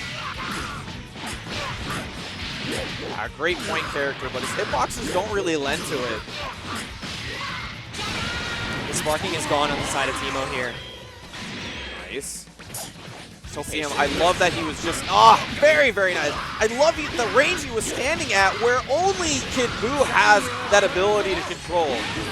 Nice super dash too, and like even though he's utilizing that control right now, Gonna go for the setup here with the Hell Zone. the rain of affection. Wasn't able to stop it, got the hit, and Rogue Yoshi's been able to tag the 16. If he gets rid of this assist problem, it'd definitely be a big win for him, but he eats a shoulder instead. And now you got to deal with another mix-up from the 16. Grab the young man, put him down. I think he goes overhead here. Oh, yep, there's a side switch. Damn. Not a good look here. He just needs to build that last bar. He's going to use the assist to make sure he's going to keep the meter gain. Is this enough? No, not enough damage. It calls out the 2H. Stop sign. No, no. Young man, this is my battlefield. And what looked incredibly good from Rogue Yoshi and turned on its head quickly from Teemo. One saving grace for your Rogue Yoshi. He's got a lot of meter to work with. A level 3 on deck, too. Gonna spend it right here. This comeback is possible, too. Kid Buu has the mix. It's a lot harder to work for now, but it isn't impossible, and that's exactly what he needs. And Rogue Yoshi read that so well. Remember what we were saying before about how much better his Oki is when he can do the level 3 in the air. Doing it on the ground means you don't actually get Oki. So what does Rogue Yoshi do? He just runs up and blocks and looks for the response. And the moment where he stops blocking is where Zamasu, auto combo god, mashes straight through, and Teemo sends Rogue Yoshi home. Quickly getting eliminated from the tournament, from the loser side, looking like he had a great chance to go far, but not coming up. Nappa wasn't able to show up today. You know, I did have a bit of a question on saying, you know, we saw a lot of the Bardock. 2 games in a row now. Yeah. We've seen Bardock has really been the main guy for Teemo. So I was like, well, you know, what happens if you lose the Bardock? The Zamasu was able to pick up the slack. Rogue Yoshi looked so much better when the Kid Buu was able to do some work, but it wasn't enough, unfortunately. That's going to be 5th place for him, and Teemo's going to move on to the loser semifinals. Please, however, don't go away. We will be right back with more of this USA East Dragon Radar event. Don't go away. We'll have winners finals after that.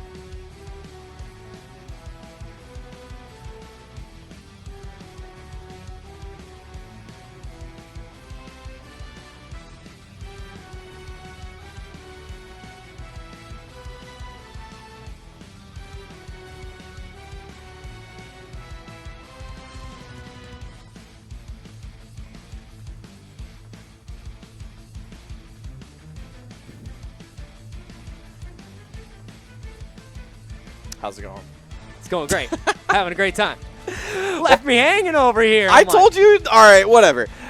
Welcome back, guys. We got top 4 coming up for you. USA East Coast Online Dragon Radar event. My name is Sammy Fish. And I am Jake Ryan, and we are coming to you with the winners finals today. Now, please tell me a little bit more about these winners finals contestants that we are waiting to see. Well, we see a lot of donuts on the screen. That's because these 2 guys who we're going to see on the winners finals definitely ran through their competition. Super Hot Garbage and Doza in the winners final side. On the bottom, we got Monkey Madness versus Teemo. Monkey Madness unfortunately dropped down to the losers after getting 2-0'd by Doza, but was able to take the win over Pred, and then is going to face Teemo, who, I mean, I don't know how he dropped into losers, but since then has been very, very dominant. 4 games straight where it feels like he's been able to control the pace for the most part, except for that last one where we saw maybe there was a comeback in there, but no cigar. It's going to be Teemo and losers semifinals, but winners finals first. Yes. Doza versus Garbage. And I feel about talking about that pacing, which we were seeing in Teemo's play. I feel that's very present in both Super Hot Garbage and Doza. So I feel it's going to come down to whoever gets the hit first and is able to establish that momentum, because once the ball gets rolling, it's game over, especially with the potency that Doza brings in his blue Goku. So yeah, when you see blue hair, it's time to rush it down, because all 3 of those characters do that, and that's the same for blue Goku.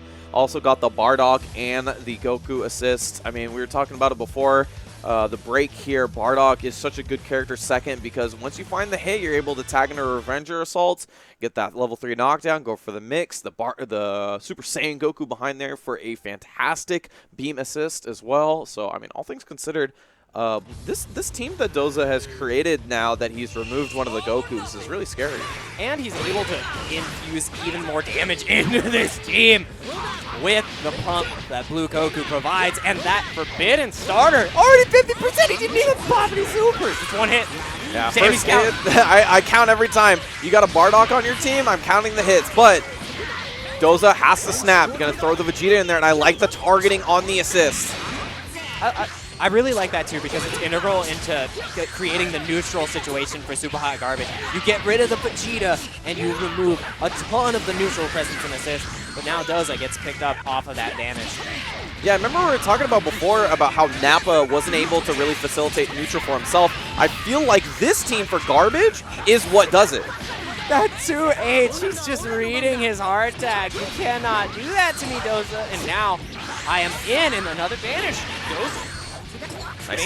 Yeah, managed to save himself from the super dash. On the sandwich between the shoulder and a Vegeta gets him to Dragon Rush. And this is actually going to be the first time that we've seen Doza lose that Goku Blue. So I want to see what he's able to do with this remaining shell of Bardock Goku. Yeah, and you see both of these characters that he's playing, Vegeta and Kid Buu, both helping facilitate Ginyu as soon as he gets in here. And that's so rough right there, too. Oh. Every single vanish, Doza is getting called out. And he's probably tried to wake up, press some buttons. Ginyu comes in, gives him the shoulder, and this double big bang, it's going to be close. Oh, really close on a sliver of health. He tried to find the hit on the way up. Doza finds the time to sparking and is going to keep him alive for just a second longer. Good defense on his side as well. Ginyu with the shoulder tackle also helping him out. And he's staying. Combo wasn't able to get the double reflect in the corner. No, oh no, the double Sunday, they're getting beat up. You saw Kid Buu finally flying out, so he goes for the double super. Man, that was a lot of damage, but he's going to have to cash out on it. No meter to vanish after that EX DP. Incredibly bold. Oh, just all right. Finds the hit, but I'm afraid that Kid Buu might have recovered too much blue life to worth a snap. But he's just gonna be able to find the hit. No, level 3. That had to be a miss, but he had the kill there. He has 4 bars. He could have gone for a simple extension. There's no way. There's no way he wanted to go for a mix-up. Yeah, I don't think that was definitely rough, but hey, Goku definitely a pretty strong anchor because of how good he is in neutral. You get the hit? He did get the hit on him. Just attack on a little bit of extra damage from the Big Bang from downtown. That's some old school stuff right there. Regular old DHCs. Hey, sometimes you just gotta go. The timing. That was for timing. And he opens him up. Oh my god. I think Garbage might be flexing a little bit. No, that was intentional. That was completely to get into Doza's head. And he's going to take out that first match. Kid Buu DHC, go out the Milky Cannon. Why not? Doza. You got to wake up, man. You can't vanish like that against Garbage. This dude... So normally when you look at a team like this, you look at Kid Buu, Vegeta, you say Kid Buu, Vegeta, both fantastic assists for lockdown.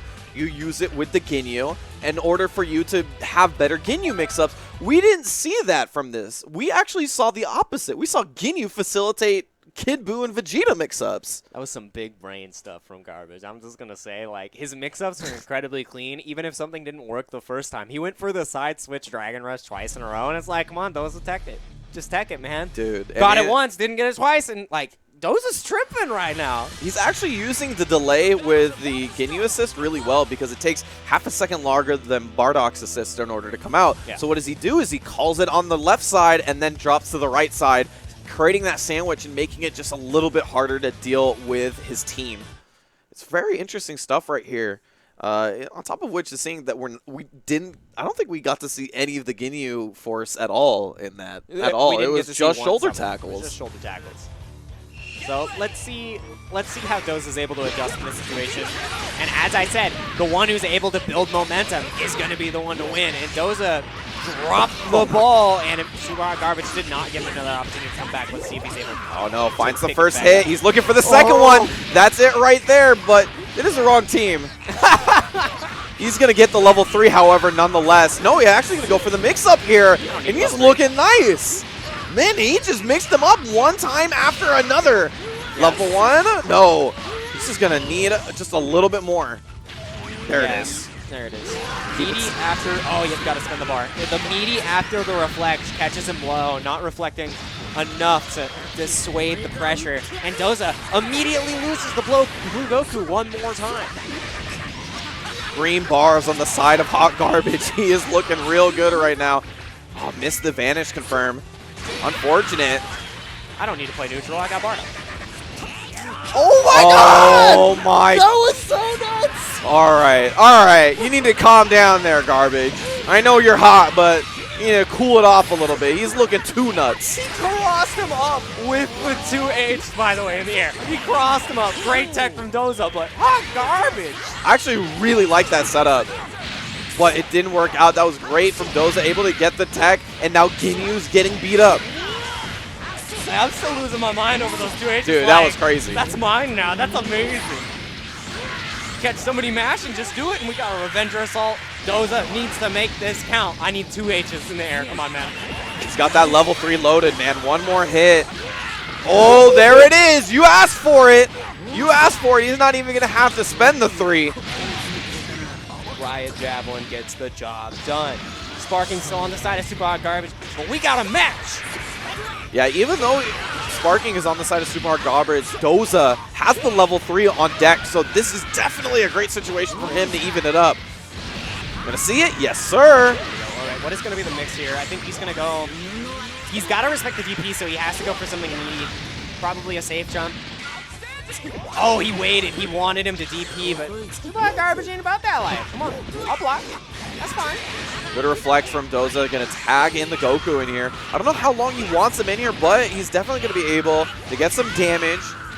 That no bar knockdown. Goku makes him so good. Oh! Wrong button, sir. The distance on that is just not enough, and gonna be really close to kill here. Nah, not even gonna spend the bar. Got the sparking, and there's the meaty again on the reflect. Gonna side switch as a Kid Buu normally does. Level 1. Level 1.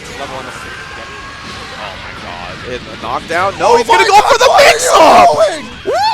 Oh, that was rough! Super Hot Garbage flexing on him. Jeez. Oh, man! You're expecting the hard knockdown from Final Flash, and he's like, no. Super jump, super dash. You're not ready. And he was not. Doza, you gotta adapt to these mix-ups, but I don't think anybody's seeing this coming. Man, I expected that level 3 just like you did. Doza was not ready for it, and man, he is left with just a Bardock with a little bit of health. Not even enough meter to get some level 3s down. Oh, man. Double reflect, wasn't ready for it. One more hit on this Vegeta is going to get the job done, but the instant air dash back after the up tech is going to take down Doza. 2-0 for Super Hot Garbage. We are going on to Game 3. This is amazing. Dude, Super Hot Garbage. This is crazy. I mean, he's not only putting the work to Doza, he's flexing on him. So, for those of you who don't know, I found out in the break that Super Hot Garbage actually attends the NLBC, and he goes by Double L. He has taken down Hook Gang God at the NLBC, which means all these things we're seeing has beaten someone who has a Dragon Ball already. And on top of which, I remember early on when you brought that up to me, the name immediately came to mind because it was like, I remember going to Wednesday Night Fights one week and just being like, yo, did you hear about that Ginyu player who beat Hook? That's like, I clearly remember that specific sentence. And so he's been playing Ginyu for a little bit now, and I really like the team that he's set up here. Very high mix-up team, obviously with the Vegeta, Kid Buu, a very good assist for that style of play. But he's also been playing some phenomenal neutral and a little bit of pizzazz as well. Like, the creativity in his mix-ups right there, because it's pretty fun to watch. Like any normal Kid Buu player, like I've seen Super Noon do it a million times. A big bang attack, final class, all right. Yeah, exactly. Deal with the Oki. And he's like, no, we're going to mix it up. We don't want to do the same old, same old. We need to change the pace. We need to change our options because everyone's ready for this. They're not ready for what I have. And if he's able to do it one more time, Doza's going to be sent to the losers. Shut out. I want to see him make these adjustments. I want to see him have an answer for the super dash after the super jump. I want to see him make these adjustments because if he doesn't, it's going to be his tournament run may be over on the winner's side.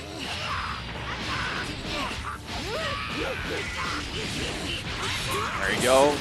Oh my god. And we've seen this so many times from the likes of Super Noon, right? Kid Buu finds the hit, he takes him to the corner. He's going to put on a lot of hurt here. Not going to be able to kill. Double level 1. Actually, it's going to get close. Yeah, no. But he's going to call Goldo and forces the sparking. Yeah, and you know, that's a big win if I'm Super Hot Garbage. Able to get that level 1 sparking. The boys are finally here. It only took 3 rounds. And now the Ginyu forces Air and Bardock get straight to the ground. It's insane.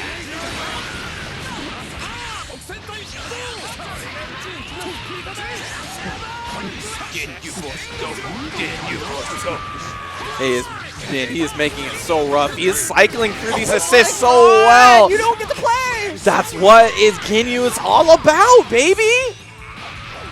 That's what Ginyu is all about. That was such perfect. This is why this team is so scary. 2 great lockdown assists, covered by the Ginyu team as well. It is so hard to find your moment. And like typically you want to try to super dash out of that Vegeta pressure if he's going to keep on mashing, but the Ginyu Force makes it safe. Vegeta just picks up Doza and we're already down to our last Goku. No sparking. Doza, what are you doing? We were talking about pacing. This was it. I mean, 70 seconds in, Doza's on just the Super Saiyan Goku. Where'd your resources go? I mean, he hasn't even spent a lot of meter on his side. He's just able to find hit after hit. Finally, a 2H from Doza. This is a mountain. I'm not even gonna understate it. And the axe handles. Yeah, he's gonna go for the nice combo though. He's gonna do a little bit of extra damage. Goku, one of the few characters that can do a double level 1. But he's just going to use one of them right there. Good calculation on the side of Doza. Could have gone for an up beam to get a little bit more damage, but understood that the straight one was going to get the job done, and he needed to get that kill to slow down momentum, because now Super Hot Garbage has gone back to the neutral, and we still have 200 seconds. This is doable. It's not easy, but it's doable. Nice. Oh, nice read, and I like the vanish. He gets away from the Vegeta assist. That was really impressive from Doza, actually. That was a nice conversion, too, afterwards. I didn't know you could go for the 2M from that height. And able to get a much better position with Oki, and now Super Hot Garbage. Yeah, good damage as well. Wake Up Sparking wants to keep the 2v1. I don't blame him. He just needs to find this hit on Doza, but Doza's making it so difficult with the Candy Beam. Finds the hit. Oh my god, that was so good. Resets the super dash, and because of the Vegeta assist, able to keep him locked down. And now Doza, who was looking so clean on this Goku, is gonna get opened up. Oh my god. If you want to find some dirty stuff, look no further than Super Hot Garbage. Double L, man. He's gonna sit there in grand finals waiting for you with the dirty stuff. That's what I'm talking. He had great neutral, But when he wanted to put some pizzazz, he wanted to put some flavor in there. That's definitely it right there towards the end. I didn't block any of that. Woof. I didn't block any of that. I was exposed. Super hot garbage. I like Doza, consistent player. Runs one of the most unique teams and has some of the most unique setups. Gets blown out by super hot garbage. He wasn't ready for the Ginyu.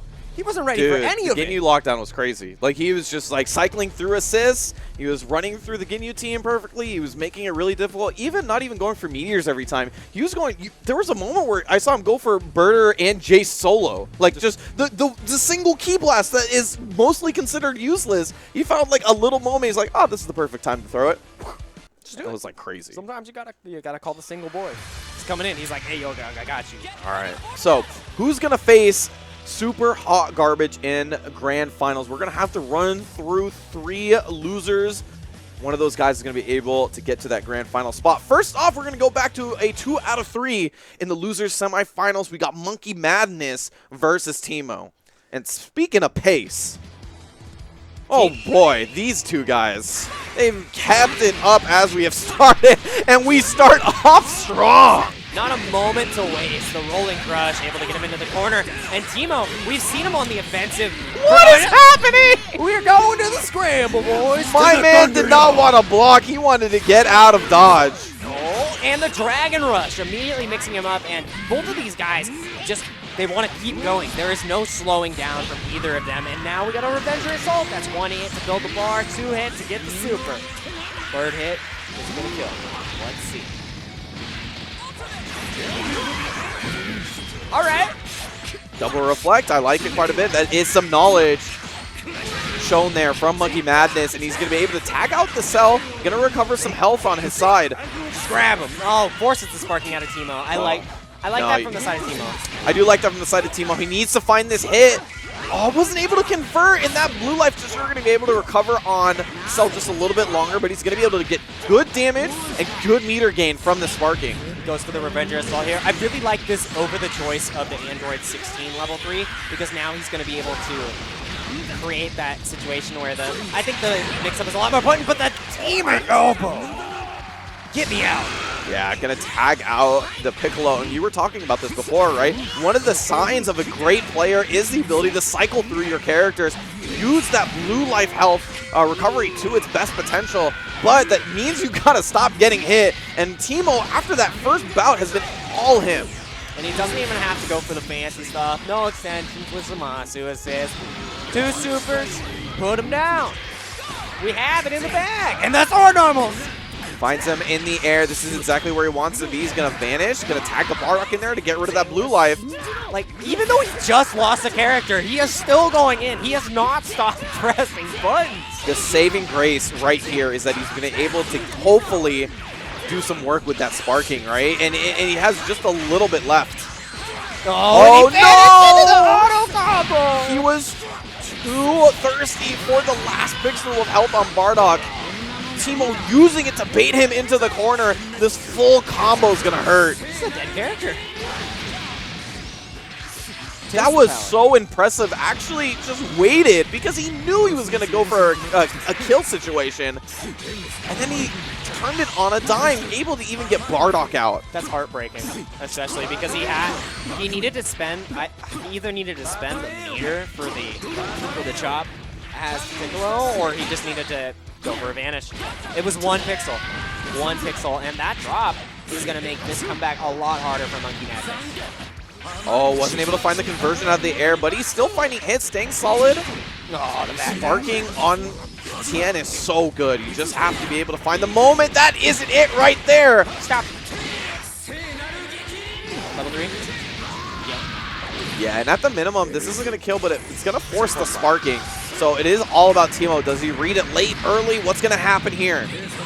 Going to go for the early sparking. He's going to recover all that blue health left. Remember in the recent patch as well, he made it so that his co-hosts do less damage to himself in sparking. He might not even get a chance to use the Kyo. Dude, though. he has to burn through all this recovery, though. Really difficult. Nice guard cancel, gets himself right out of there. But, the rocket miss, but he timed it wrong. And the super dash, what are you doing, Monkey Madness? That should be it. Yeah, go for those. Oh, no, he's going to continue the combo. Yeah, building up meter, double level 1. The time stop on this is enough, and the burst makes Teemo take the first round. Monkey Madness has to make those adjustments. He has to finish his plate. If he drops the ball, Teemo is going to come back and steamroll him with that Bardock. I mean, it was the difference between going up 2-2 on characters or going down 3-1. Yeah. And that was it right there. And on top of which it was, you know, Teemo also showing that little bit of extra knowledge. 16, level 3, very bad versus sparking because it just lets him recover in the middle of the animation. So it goes for the double level 1, making sure that you finish it off. Oh, and he picks him up with the Android 16 assist. Just calls him right on top. We're at hit number 1. We are at hit number 1. We're going to take him to the corner. Oh, nice jump out from Madness. Doesn't count. He vanished. Yeah, it doesn't count. So he wasn't able to get that 3 bars that he wanted, but axe handles to the top of the head. The 16 assist, the best homie, able to help him out there. Is this going to be enough damage? No, he was not able to build enough meter. And, you can't reality zone like that, sir. Get down. Double jumps out of there. Oh, he kind of crossed up himself. Yeah. I feel like Cell did definitely turned around for just a moment, right? Yeah, he wasn't sure where he was going to land. He just holding forward there. Feels bad, but that's sometimes how it happens. And you 2H too early. As soon as you whiff that 2H, you secede the neutral, and you allow your opponent to open you up like this. And now Teemo puts him in a pretty bad situation where one more hit has Oh, no. Got him down with the blender. All right, there you go. Finally, the bald guy gets a hit. BGC trying to make a comeback here. Oh, it's very nice sparking, dealing with that mix-up. But he's going to switch it up. He's going to put him in the corner. level 3. There it is. Monkey Madness will be happy that he only has to deal with a level 1 sparking. He will not be happy with dealing with this mix-up afterwards. Oh, and he was trying to catch him off guard.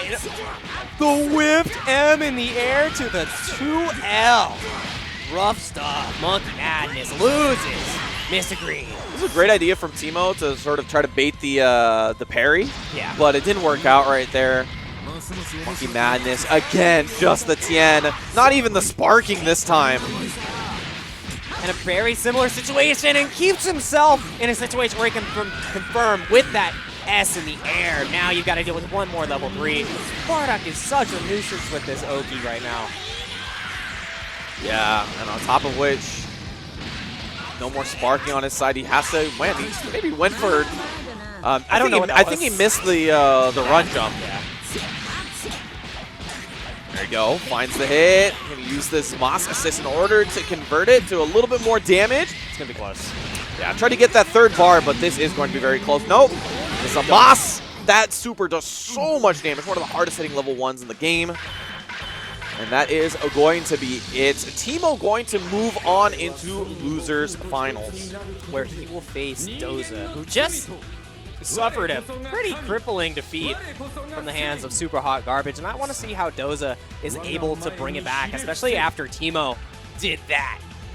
Yeah, this is going to be pretty interesting, right? Because, you know, we were saying earlier when Doza won his game versus Monkey Madness, it was one of the things we noted was that he ran a very high-paced team. Normally we see that out of the blue hair group, right? Yeah. Like a lot of those guys able to really press the advantage once they're able to find a hit or some block.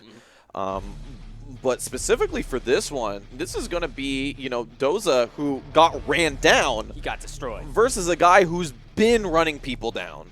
And this is going to be pretty interesting. So is Doza going to be able to make the adjustments against a very aggressive player, or is he going to fall once again to someone who's just going to beat him down? He does have 3 games to do it. This is losers finals. So we're turning to a 3 out of 5 format here. And I like the switch here from Doza, especially in the situation against Teemo. He wants the stronger neutral. Bardock is on point. We talked about Rogue Yoshi potentially changing the order of his team to bolster his neutral prowess, and Doza does not hesitate to do so, and now is putting himself in a better situation. And we got the Android 16 theme. Keep it bumping. I'm a personal fan of the blue Goku assist. I think it covers a really interesting angle, and it also has the hard knockdown properties, right? Or, sorry, just knockdown, not a hard knockdown. My mistake. And you don't get that from many other assists, so able to be unique in that regard. But as we said, running down is what Teemo has been doing, and that's hit number 2, and actually going to go for the level 1 set, and that way going to be able to finish it off. One of the benefits of having that Zamos, but wasn't able to get enough.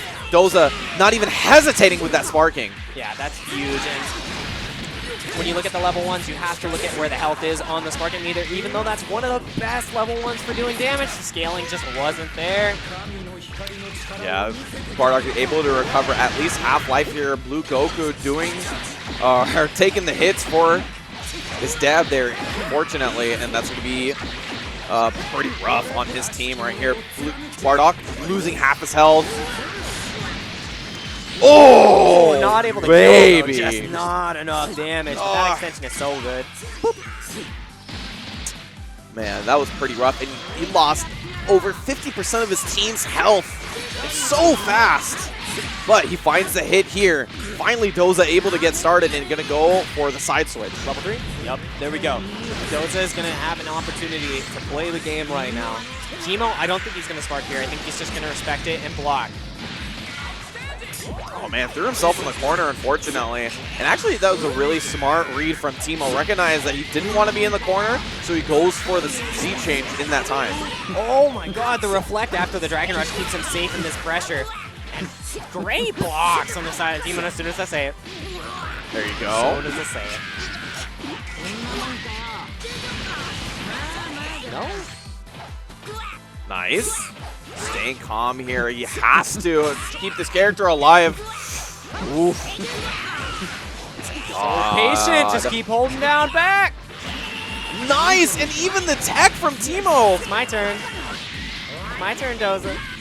Man, how bad does that feel? You're able to get 20 seconds of block on one character and able to find the opening.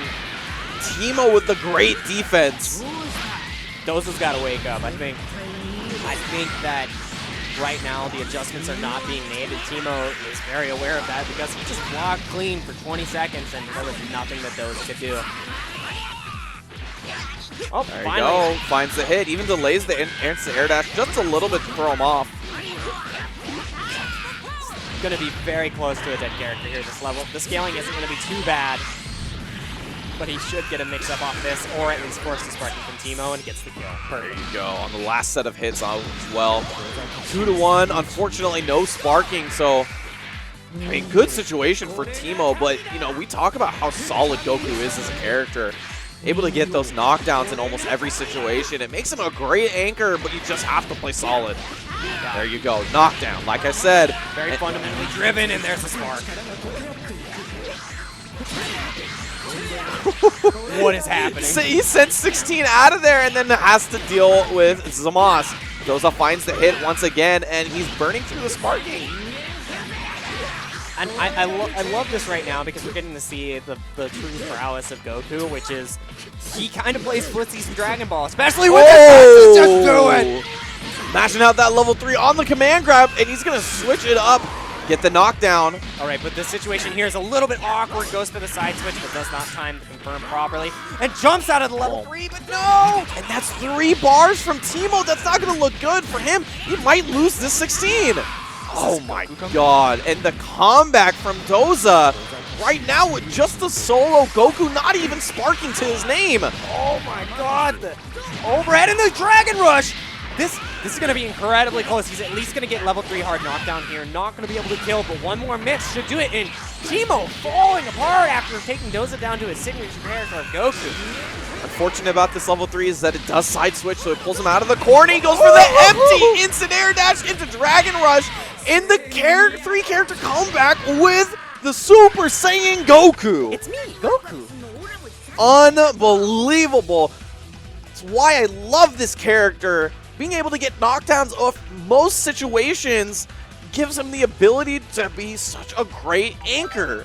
Nothing personal, kid. Like, Goku just Solid play. That's So all you need with that character. You were saying before, he plays footsies in this game. He is like what feels like the Ryu of Dragon Ball fighters because he plays so fundamentally solid. And if you're able to play that way, this character excels. Yeah, and that's one of the things that a lot of characters don't really get to utilize, that emphasis of playing the neutral in a footsies kind of style, especially with that down medium, which is, it's low forward. It's low forward from Street Fighter. I'm sorry.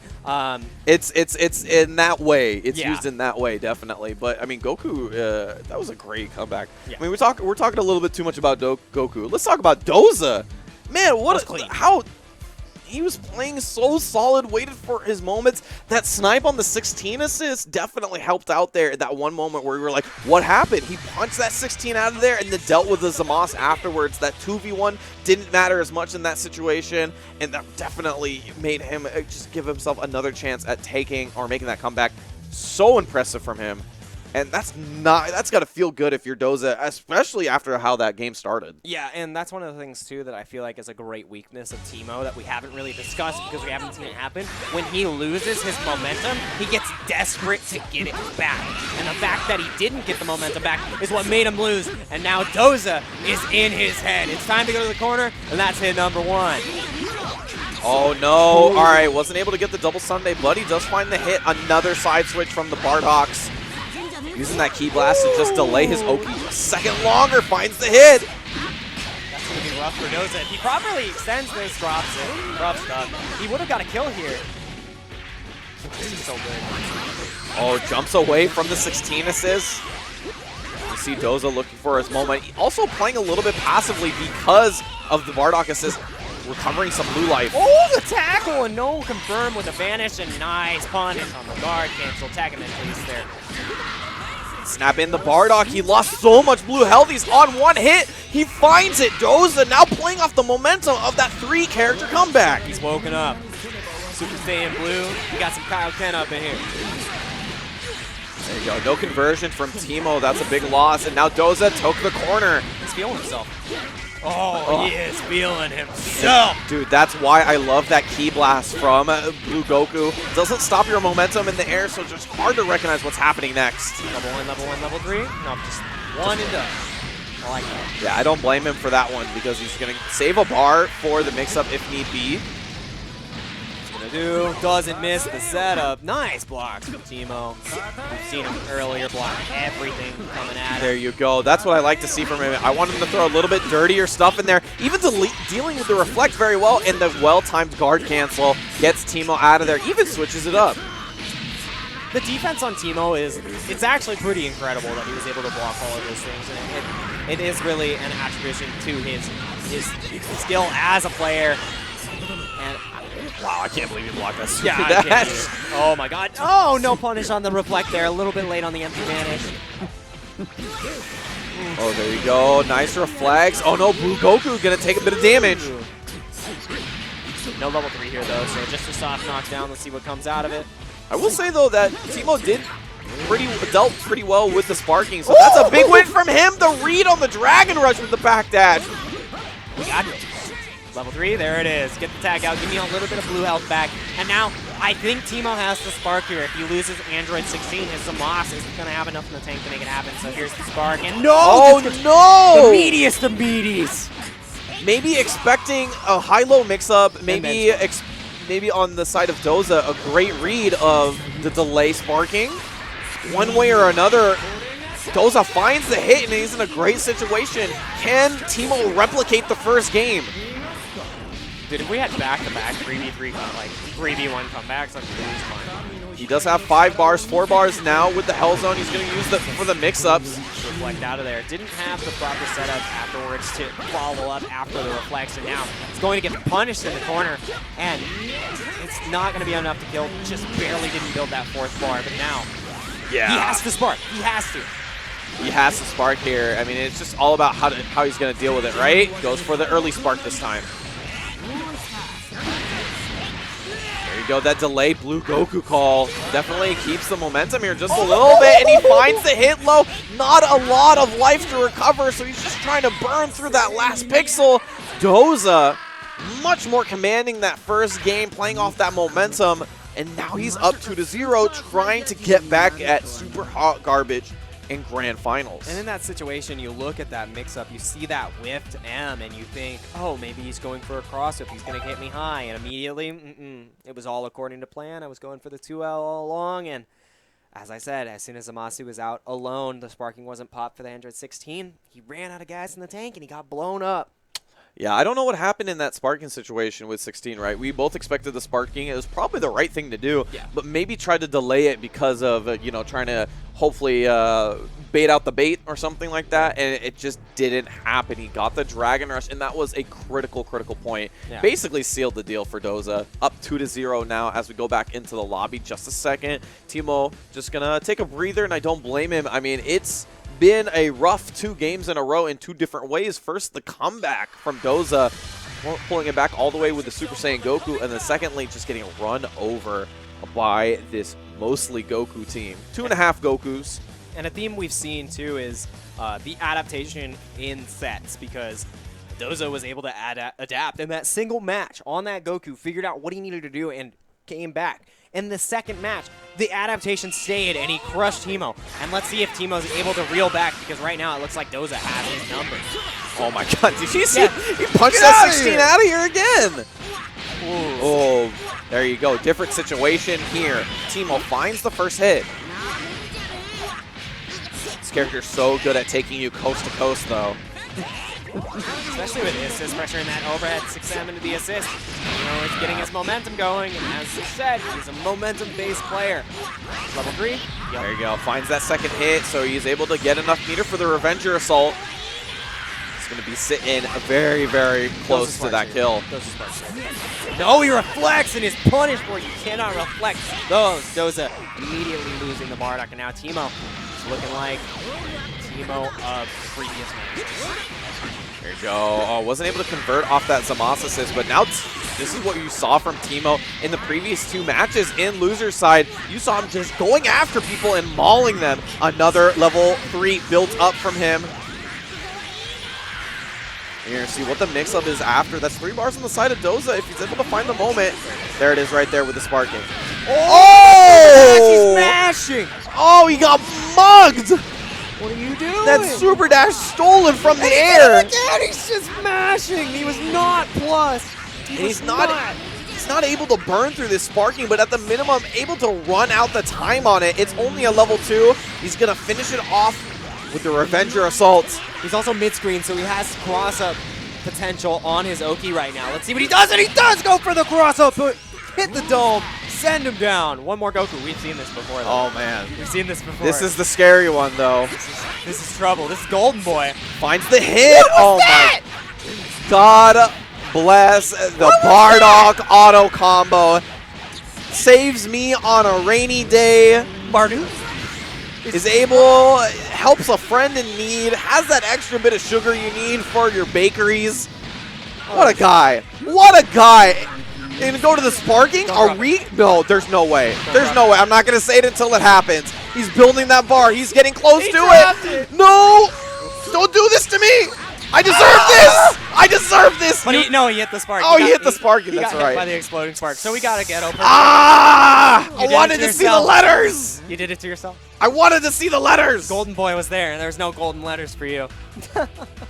I totally forgot about it. I saw the green bars. I was like, is it time? Is it time? I was so close. But what a way to pull back the momentum without just having green bars across the board. That's the way to come back from a 2-0, and that's the adaptation that needed to happen. Teemo's like, all right, you mauled me twice, it's fine. I learned what I needed to do. We're good. Yeah. We're good. I mean, you know, that's the way to do it. Hey, green bars all around. Maybe took a second thought and just went like, all right, what am I doing wrong? Well, maybe I'm just, if I were to tell you the difference between game 1 and 2 and game 3, it's just the confidence. Like, that just felt like a confident player as opposed to the first one where he was just like, kind of antsy, willing to let Doza just run in on him. Just little things like that. And now, you know, Okay. Just waiting. Super Saiyan Goku, yeah, gets beat up a little bit. Oh! Presses buttons. It was not his turn. He's like, yeah, you're done. I was afraid of this. I was hoping that Doza maybe not feeling too down on himself because of how that third game went. Definitely doesn't look like he's feeling it. Me Bardock, me play now. And gets open up, tries to go low, but he's in the sky, man. Your toes ain't gonna reach him up there. Yeah, goes for the side switch. Still key blast in the air to delay his Oki for the timing. Level 3? No, level 1, level 3. No, I'm wrong. Yeah, I think a lot of the times if they feel like it's not going to kill, we'll just go for the level 3 on its own, especially with Bardock, right? Just gives you a great 50-50. Oh, he just mashes after the sparking. He blocked the sparking too high, so by the time he landed, he wasn't in plus frame. Yeah, and he missed the side switch there. It's not too substantial of a drop for Doza. One more hit should do it, and there's the counter sparking on the side of Teemo. Now we've got ourselves an even match, and he just mashes afterwards! It was an empty vanish. He tried to press buttons a little too late. And this is such a huge hit for him. Able to burn the rest of the sparking, and now he has corner positioning with the meter! Oh no! He's not even going to have to spend the meter with that starter. The scaling is so good on that. Catches him out, and now no sparking on either side. And Doza has won the Bardock battle. There you go. But does he know how to deal with the Zamasu? That is definitely the big question mark. Double overhead finds the hit. He's got a lot to work with, though. Witness the power of a god. Witness the power of an android. Put him into the dirt. Level 3. I like this, all right. I like the way that this is going. Dragon. No. Oh, no, no confirm off the 5-0. Not a good look. Oh, beating up the blonde guy. He has to avoid getting hit here because now Goku Blue is going to lose all that health. He needed to play patient for a second, but Doza had to go Doza. Oh no, he did it again! That's the second time we've seen Teemo drop that conversion. He does not have the timing. That's not good. So able to go into the Revenger Assault. I like that quite a bit now that Bardock has recovered all of his blue life back. There's no spark? There's no sparking. He does have the Goku assist to help him out. Oh, I thought that was so dirty! The whiff mid-air. I wasn't ready for that. I wasn't ready for it either. I expected it to hit, so he went for the reflect. It didn't work out, and that's going to be it for the 16. Just the Zamasu left. No sparking on either side. But the one saving grace is that the 2 assists on the side of Doza are on 1 combo left. So he's able to get this Goku out of here. He's able to make that comeback. It's possible, but Doza has something to say about it. Finds the hit on the god. There's no supers in that combo so far, so that was 60% of his health right there, and this should be it if he's able to extend this properly. Doza tramples Teemo, who was trampling the rest of the competition, and hopefully is going to try to get that run back in Grand Finals. Great stuff from Doza. You thought Teemo, after that, near perfect, you thought maybe he had the ability to make that comeback, but it did not happen in there. Good stuff to Teemo. Going to finish 3rd place at this online Draken Radar event. Remember, this is on the East Coast side, so we got all the cats over there playing it. Who's going to get in that Saga event? Who's going to get that free flight to the Saga event of their choice? Try to play for that Dragon Ball. That is definitely the question here. It's going to be between Super Hot Garbage versus Doza.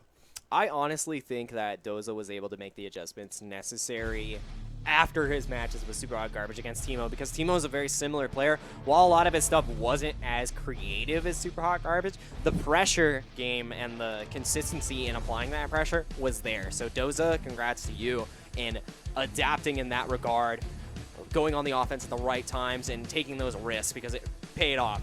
Now you got to put your money where your mouth is and do it against Super Hot Garbage in 6 matches. Yeah, 6 That's matches. hard. I mean, one of the things that I always say about Dragon Ball FighterZ is that one of the things that is maybe unexpected from people who come from different games is the stamina that you need for this game. It's different than most other games. Most other games don't take this long, so you need an added talent for yourself.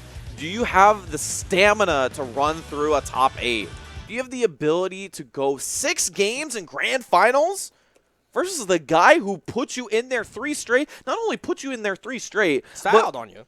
Put you in 3 straight and then threw a little bit of salt on you on top of that. Kosher salt. Scraped you up and is like, let's just dip you in one little big salt bath. So we got Super Hot Garbage versus Doza. Super Hot Garbage, reminder, is on the winner's side of this first 3 out of 5. We'll get a second one if Doza is able to reset. It's all up to him. He finds the first hit with the Bardock. And immediately still, he's staying with the Bardock on point, not utilizing the Goku Blue, understanding that he needs the neutral ability against a player like Super Hot Garbage. Yeah, normally you wouldn't think this is the optimal way to play the team, right? Obviously, Bardock is slightly better than Blue Goku's because of the way how fast it is and the amount of hits done it deals, but he needs the neutral presence that Bardock offers. Super Hard Garbage able to find the hit. He's going to go into the level 1. Yeah, he wants to get Ginyu out right now, and he whiffs the Milky Cannon. It didn't matter for the damage. He just wanted to get Ginyu out so he could start summoning the boys. He just kicked Goldo right off the screen. He's like, get out of here.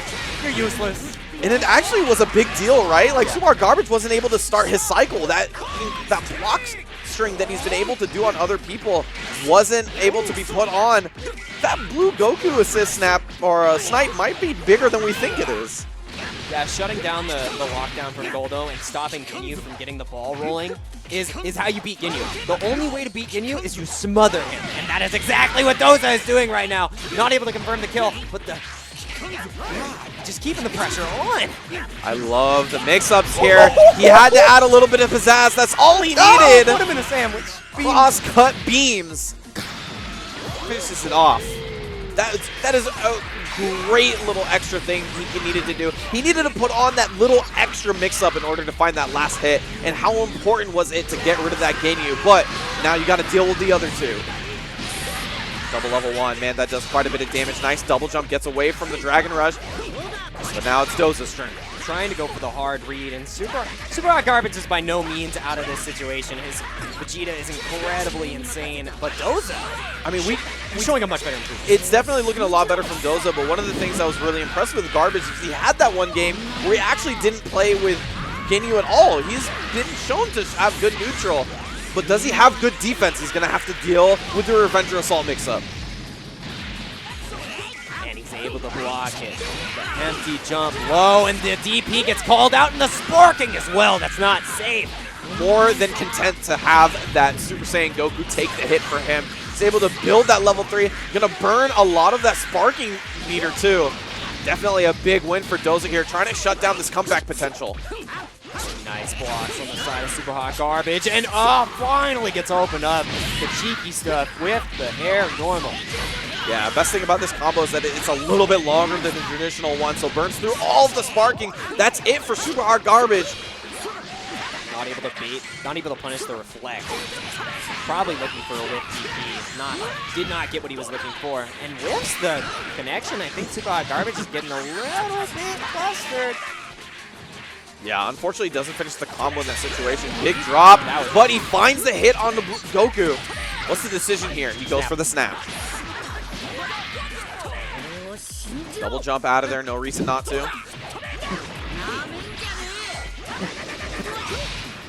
So patient. Oh, and the Kid Buu assist hit the tag. It was still there. He just ran into it. I had no clue what happened. The screen moved a second and everything stopped. Yeah, Kid Buu assist was still active on the screen, so when Doza tagged in, he got scooped up by the gumball. Oh my god, we call that the subatomic sabers right there. Call that the subatomic sabers. Alright, we have to move him negative for hard tag. He'll never guess. And he didn't. There you go. Super Hot Garbage. Just left with the Kid Buu here. And he goes for the Dragon Rush, finds the hit. I mean, although the 1v3 is a big deal, what's also a big deal is the time. We have 100 seconds left. Yeah. We're done. Just wait. We're down to the double digits. It's going to be really hard for the amount of health that he needs to take from Doza, but that is one character down. This is the start. He's also really close to a level 3. Yeah. And one of the things too is if you do get down to the last seconds and you're able to kill a character, which is probably not going to happen here, you get a time extension, but not today. Super Hot Garbage. Doza coming in strong after getting sent to losers by this man. Wants to take him out with a vengeance. Yeah, that's been a really good way for Doza to be able to find that last hit, right? Yeah. The EX elbow into the beam call, and it's a good way to get a quick sandwich. And also, you don't expect what side is going to come from because, you know, Goku just disappears for a second, so tough to deal with on top of which you have the ability to, you know, put on a mix-up afterwards, but we haven't even seen that part just yet. So Doza takes the first one. We go back to the lobby. I like that quite a bit. You know, Garbage is going to be able to take a breather. I wouldn't be too sad about that one. He lost the Ginyu pretty fast. He wasn't able to play that game at all. And then the rest of it was pretty good, honestly. From the Vegeta Kid Buu, Doza just played very well. He wasn't able to find any sort of momentum with those two.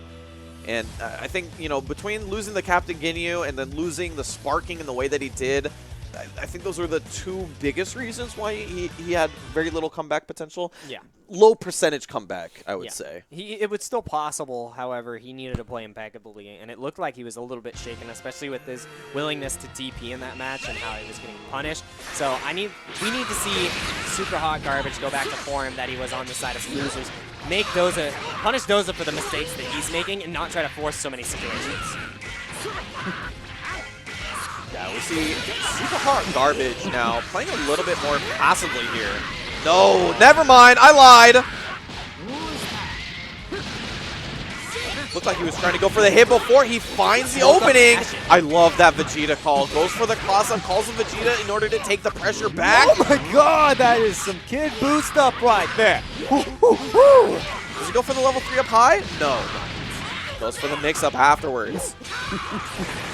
Vegeta says help him out. That super dash getting through the Vegeta assist, and Doza goes for the side switch. Oh, what? Yeah, because he's on the opposite side of the screen, he had to go through the full length of the super dash. That didn't give him as much time to put on the mix-up afterwards, but Doza nonetheless finds the hit on the pink guy. That's gonna be it. You're not flush. Why are you mashing buttons after that vanish? I know better. I know frame damage. You didn't even have 3 bars. One of the things that is kind of hard to recognize about this game sometimes is that distances from the edge of the screen matter. You do definitely have to think about that when you're pressing buttons sometimes. Level 3 from Bardock. This is going to be a mid-screen mix-up. Gives him even more options. One of the things I like about Bardock's level 3 is other characters, you don't really have that potential. Wow. That's rough. You don't have the potential to get that mix mid-screen. You normally have it in the corner. But Bardock, he thrives in both spots. Empty low, gonna find the hit, and Doza is running away with it. This Bardock just being able to be a mix-up monster for this team. And I think Super Hot Garbage needs to spark in this situation. Unless he's incredibly confident in his blocks, he can't lose this Vegeta. Wow. Nice block on the empty low. Oh my god. He's waiting for his moment. He is waiting for his moment. What is it gonna happen? He's still blocking! It's not your turn yet! No! And even the kid is trying to come to help! It's not your turn! But he wasn't able to get the full combo. Super Hard Garbage able to get out. The tech saves this character's life! Oh my god, he is just mashing EX Lariat, trying to get in, and Vegeta gets out. 20 seconds of blocking, and he's not able to make it happen. Now it's really all about Super Hard Garbage playing calm on this Ginyu. He needs to give this Vegeta time to recover some blue health. This is the most important thing right now. For finding the hit, definitely helping out. Call out the boys, we have the Purple Comet, and we also have a Dragon Rush. How critical was Super Hot Garbage in this situation? Not getting hit by Doza, not getting that Vegeta snapped and losing the blue life. He's recovered so much health for that reason and actually finds the kill on the blue Goku. Honestly, I think like he succeeded there because he was trying to meaty the wake up, but he missed, which caused the reflect whiff, and then Vegeta's like, "No, I got you. Your mistake, my reward," and that hard tag was needed. If he got grabbed there, that was going to be lights out for Ginyu. Yeah, baited the reflect, but we didn't get to see the punish from Doza. This man is crazy. Oh, my god! Little foot. Put him to the sky. Good recognition that Lariat was right above his head. Let's get that 2H for the punish. We're left with just the Super Saiyan Go. What? All right, I told you, this man is crazy. I feel like he might have been reading an overhead. Yeah, probably. The EX Rush Punch? Most likely. But why not just 2-8? What? Just Doza continuing on here, doesn't have the sparking. Super Hard Garbage still has his. It's definitely the big question here. Ginyu boys. Oh, just gets opened up by the ensnare dash H, and then he resets the combo. One more time, too. He reset it there again with the M, which means that this is going to be super close to kill. And that's actually great recognition that he reset on that second hit because he's able to pop the sparking, get that extra damage. I don't know what happened here on that second. I don't know what happened on that second one. He staggered the combo because he thought that he was going to just eat a combo and be like, all right, I'm going to eat one more mix-up. And he just stopped blocking. He was on autopilot in defense. And then the 2M just comes in, and it went straight back to one hit for the counter. That was great awareness from Super Hot Garbage. He brought that back. He lost his first character immediately. Doza looked like he was in control, and Super Hot Garbage with the cheeky stuff, the pizzazz. That was something else. That was tactics of old, I would say. Just going for resets when you're unable to kill instead of going for the full hit. I mean, and it's not a bad idea in this game specifically. We focus so much about knockdowns and stuff like that, but this game, the first few hits of your combo do so much damage. And that's why it was so important that he got that reset there, especially getting he got a better starter. He's like, no, I don't like that M in the air. I'm gonna restart this with 2M. And it just worked gets a out. 2M, goes into sparking, and able to get enough meter to finish it off. Definitely So dirty. Great sequence from Super Hot Garbage at the last second. And Doza goes back to the lobby, just takes a breather. I don't blame him. We probably see quite a bit of that in this grand finals. Remember, I was talking about this is as much a test of skill as it is of stamina. Oh, you can't be throwing those out in the neutral, especially with them trying to sniff them out too. These lariats are incredibly unsafe, and once you've seen it enough, it's a lot easier to punish. And I think as the game progresses, we're having sort of a Virgil kind of issue with Bardock, because if you're not one of the best Bardocks in the game, there are so many Bardocks out there that everybody's going to know the answer for it. There's just so much exposure that he starts getting a little less good. I still think he's the best character in the game, but it does happen. Some people say that's the natural balance of fighting games.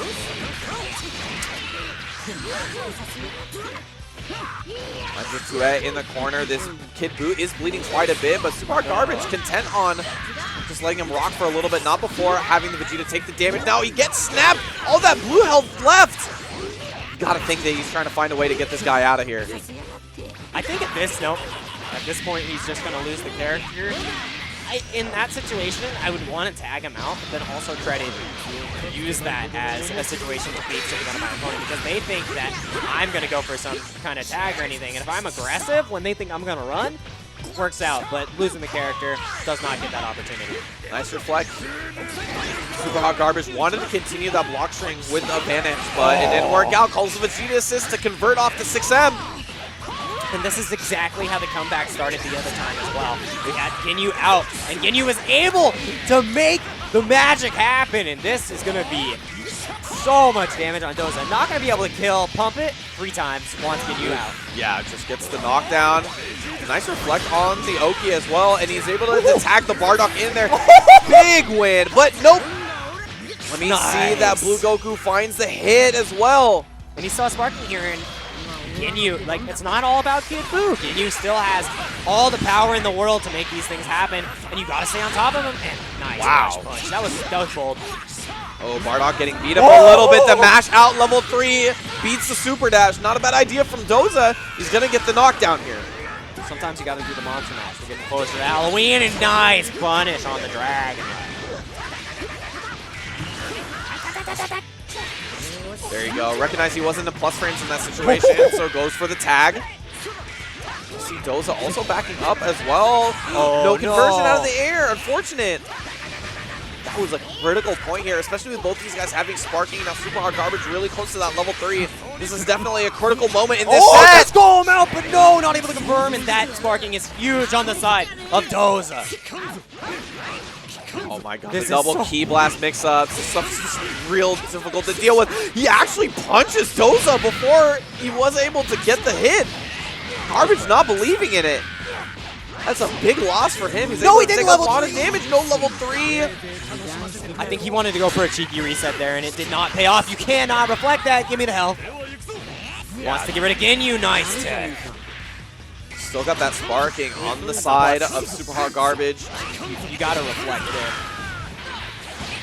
Oh, finds the 2H, finds the anti-air. Come on, level 3.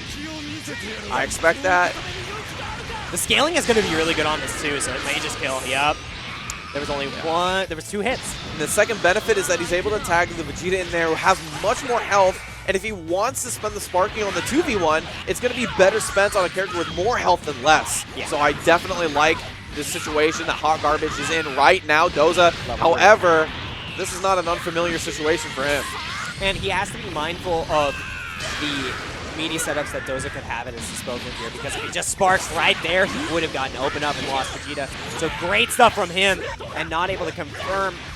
Oh, the 2H. Tag him out. No.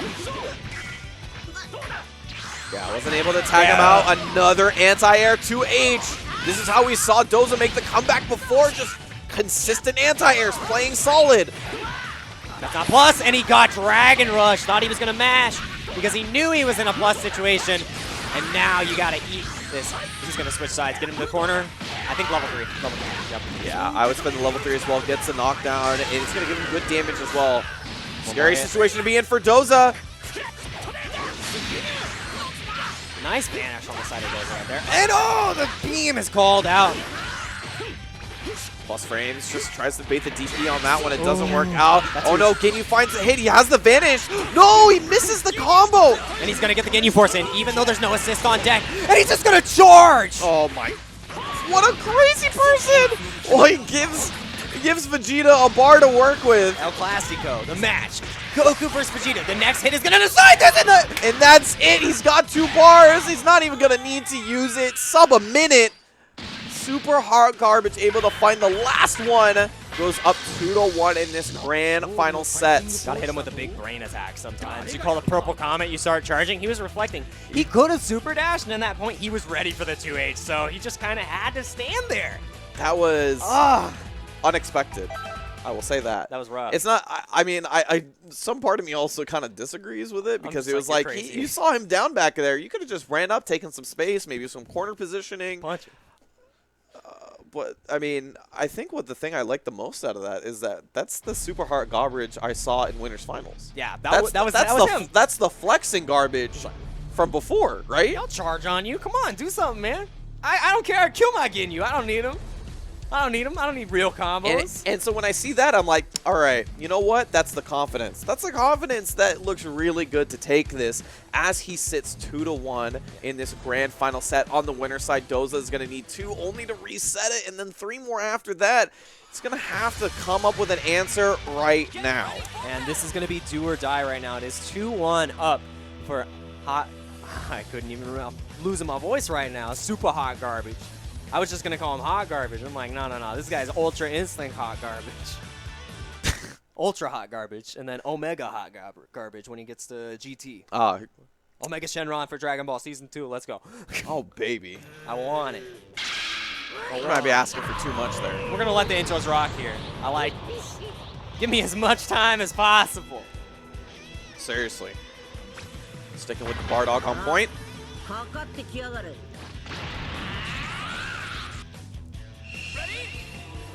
And these neutral monsters start off the game for us here. 1 more for Garbage. Oh, the bait with the reflect. That's rough. And Super Hot Garbage getting off to a great start here. Doza. He's got to wake up a little bit. You can't be reflecting so carelessly, and you got to be able to block the mix. Great blocks, and the overhead makes it happen. I love him. What, he extended off of that overhead? What? We are all shocked. What just happened? I was like, why'd he do a wait? That is sparking. I don't blame Doza for the sparking. He needs to stop the momentum any way possible.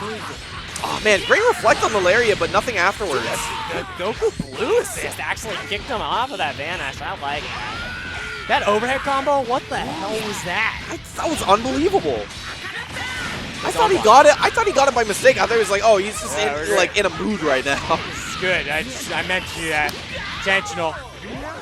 So I mean, oh man, I was gonna say Garbage still in a good spot because he has the sparking, but not anymore. This Kid Buu is getting beat up quite a bit. 1 and 2 get the job done. Yeah, gonna have to spend 2 bars one way or another. So why don't we leave the Bardock on point now? Ginyu. I feel like we've seen this before though. We've definitely seen this before. I mean, you know, It's happening.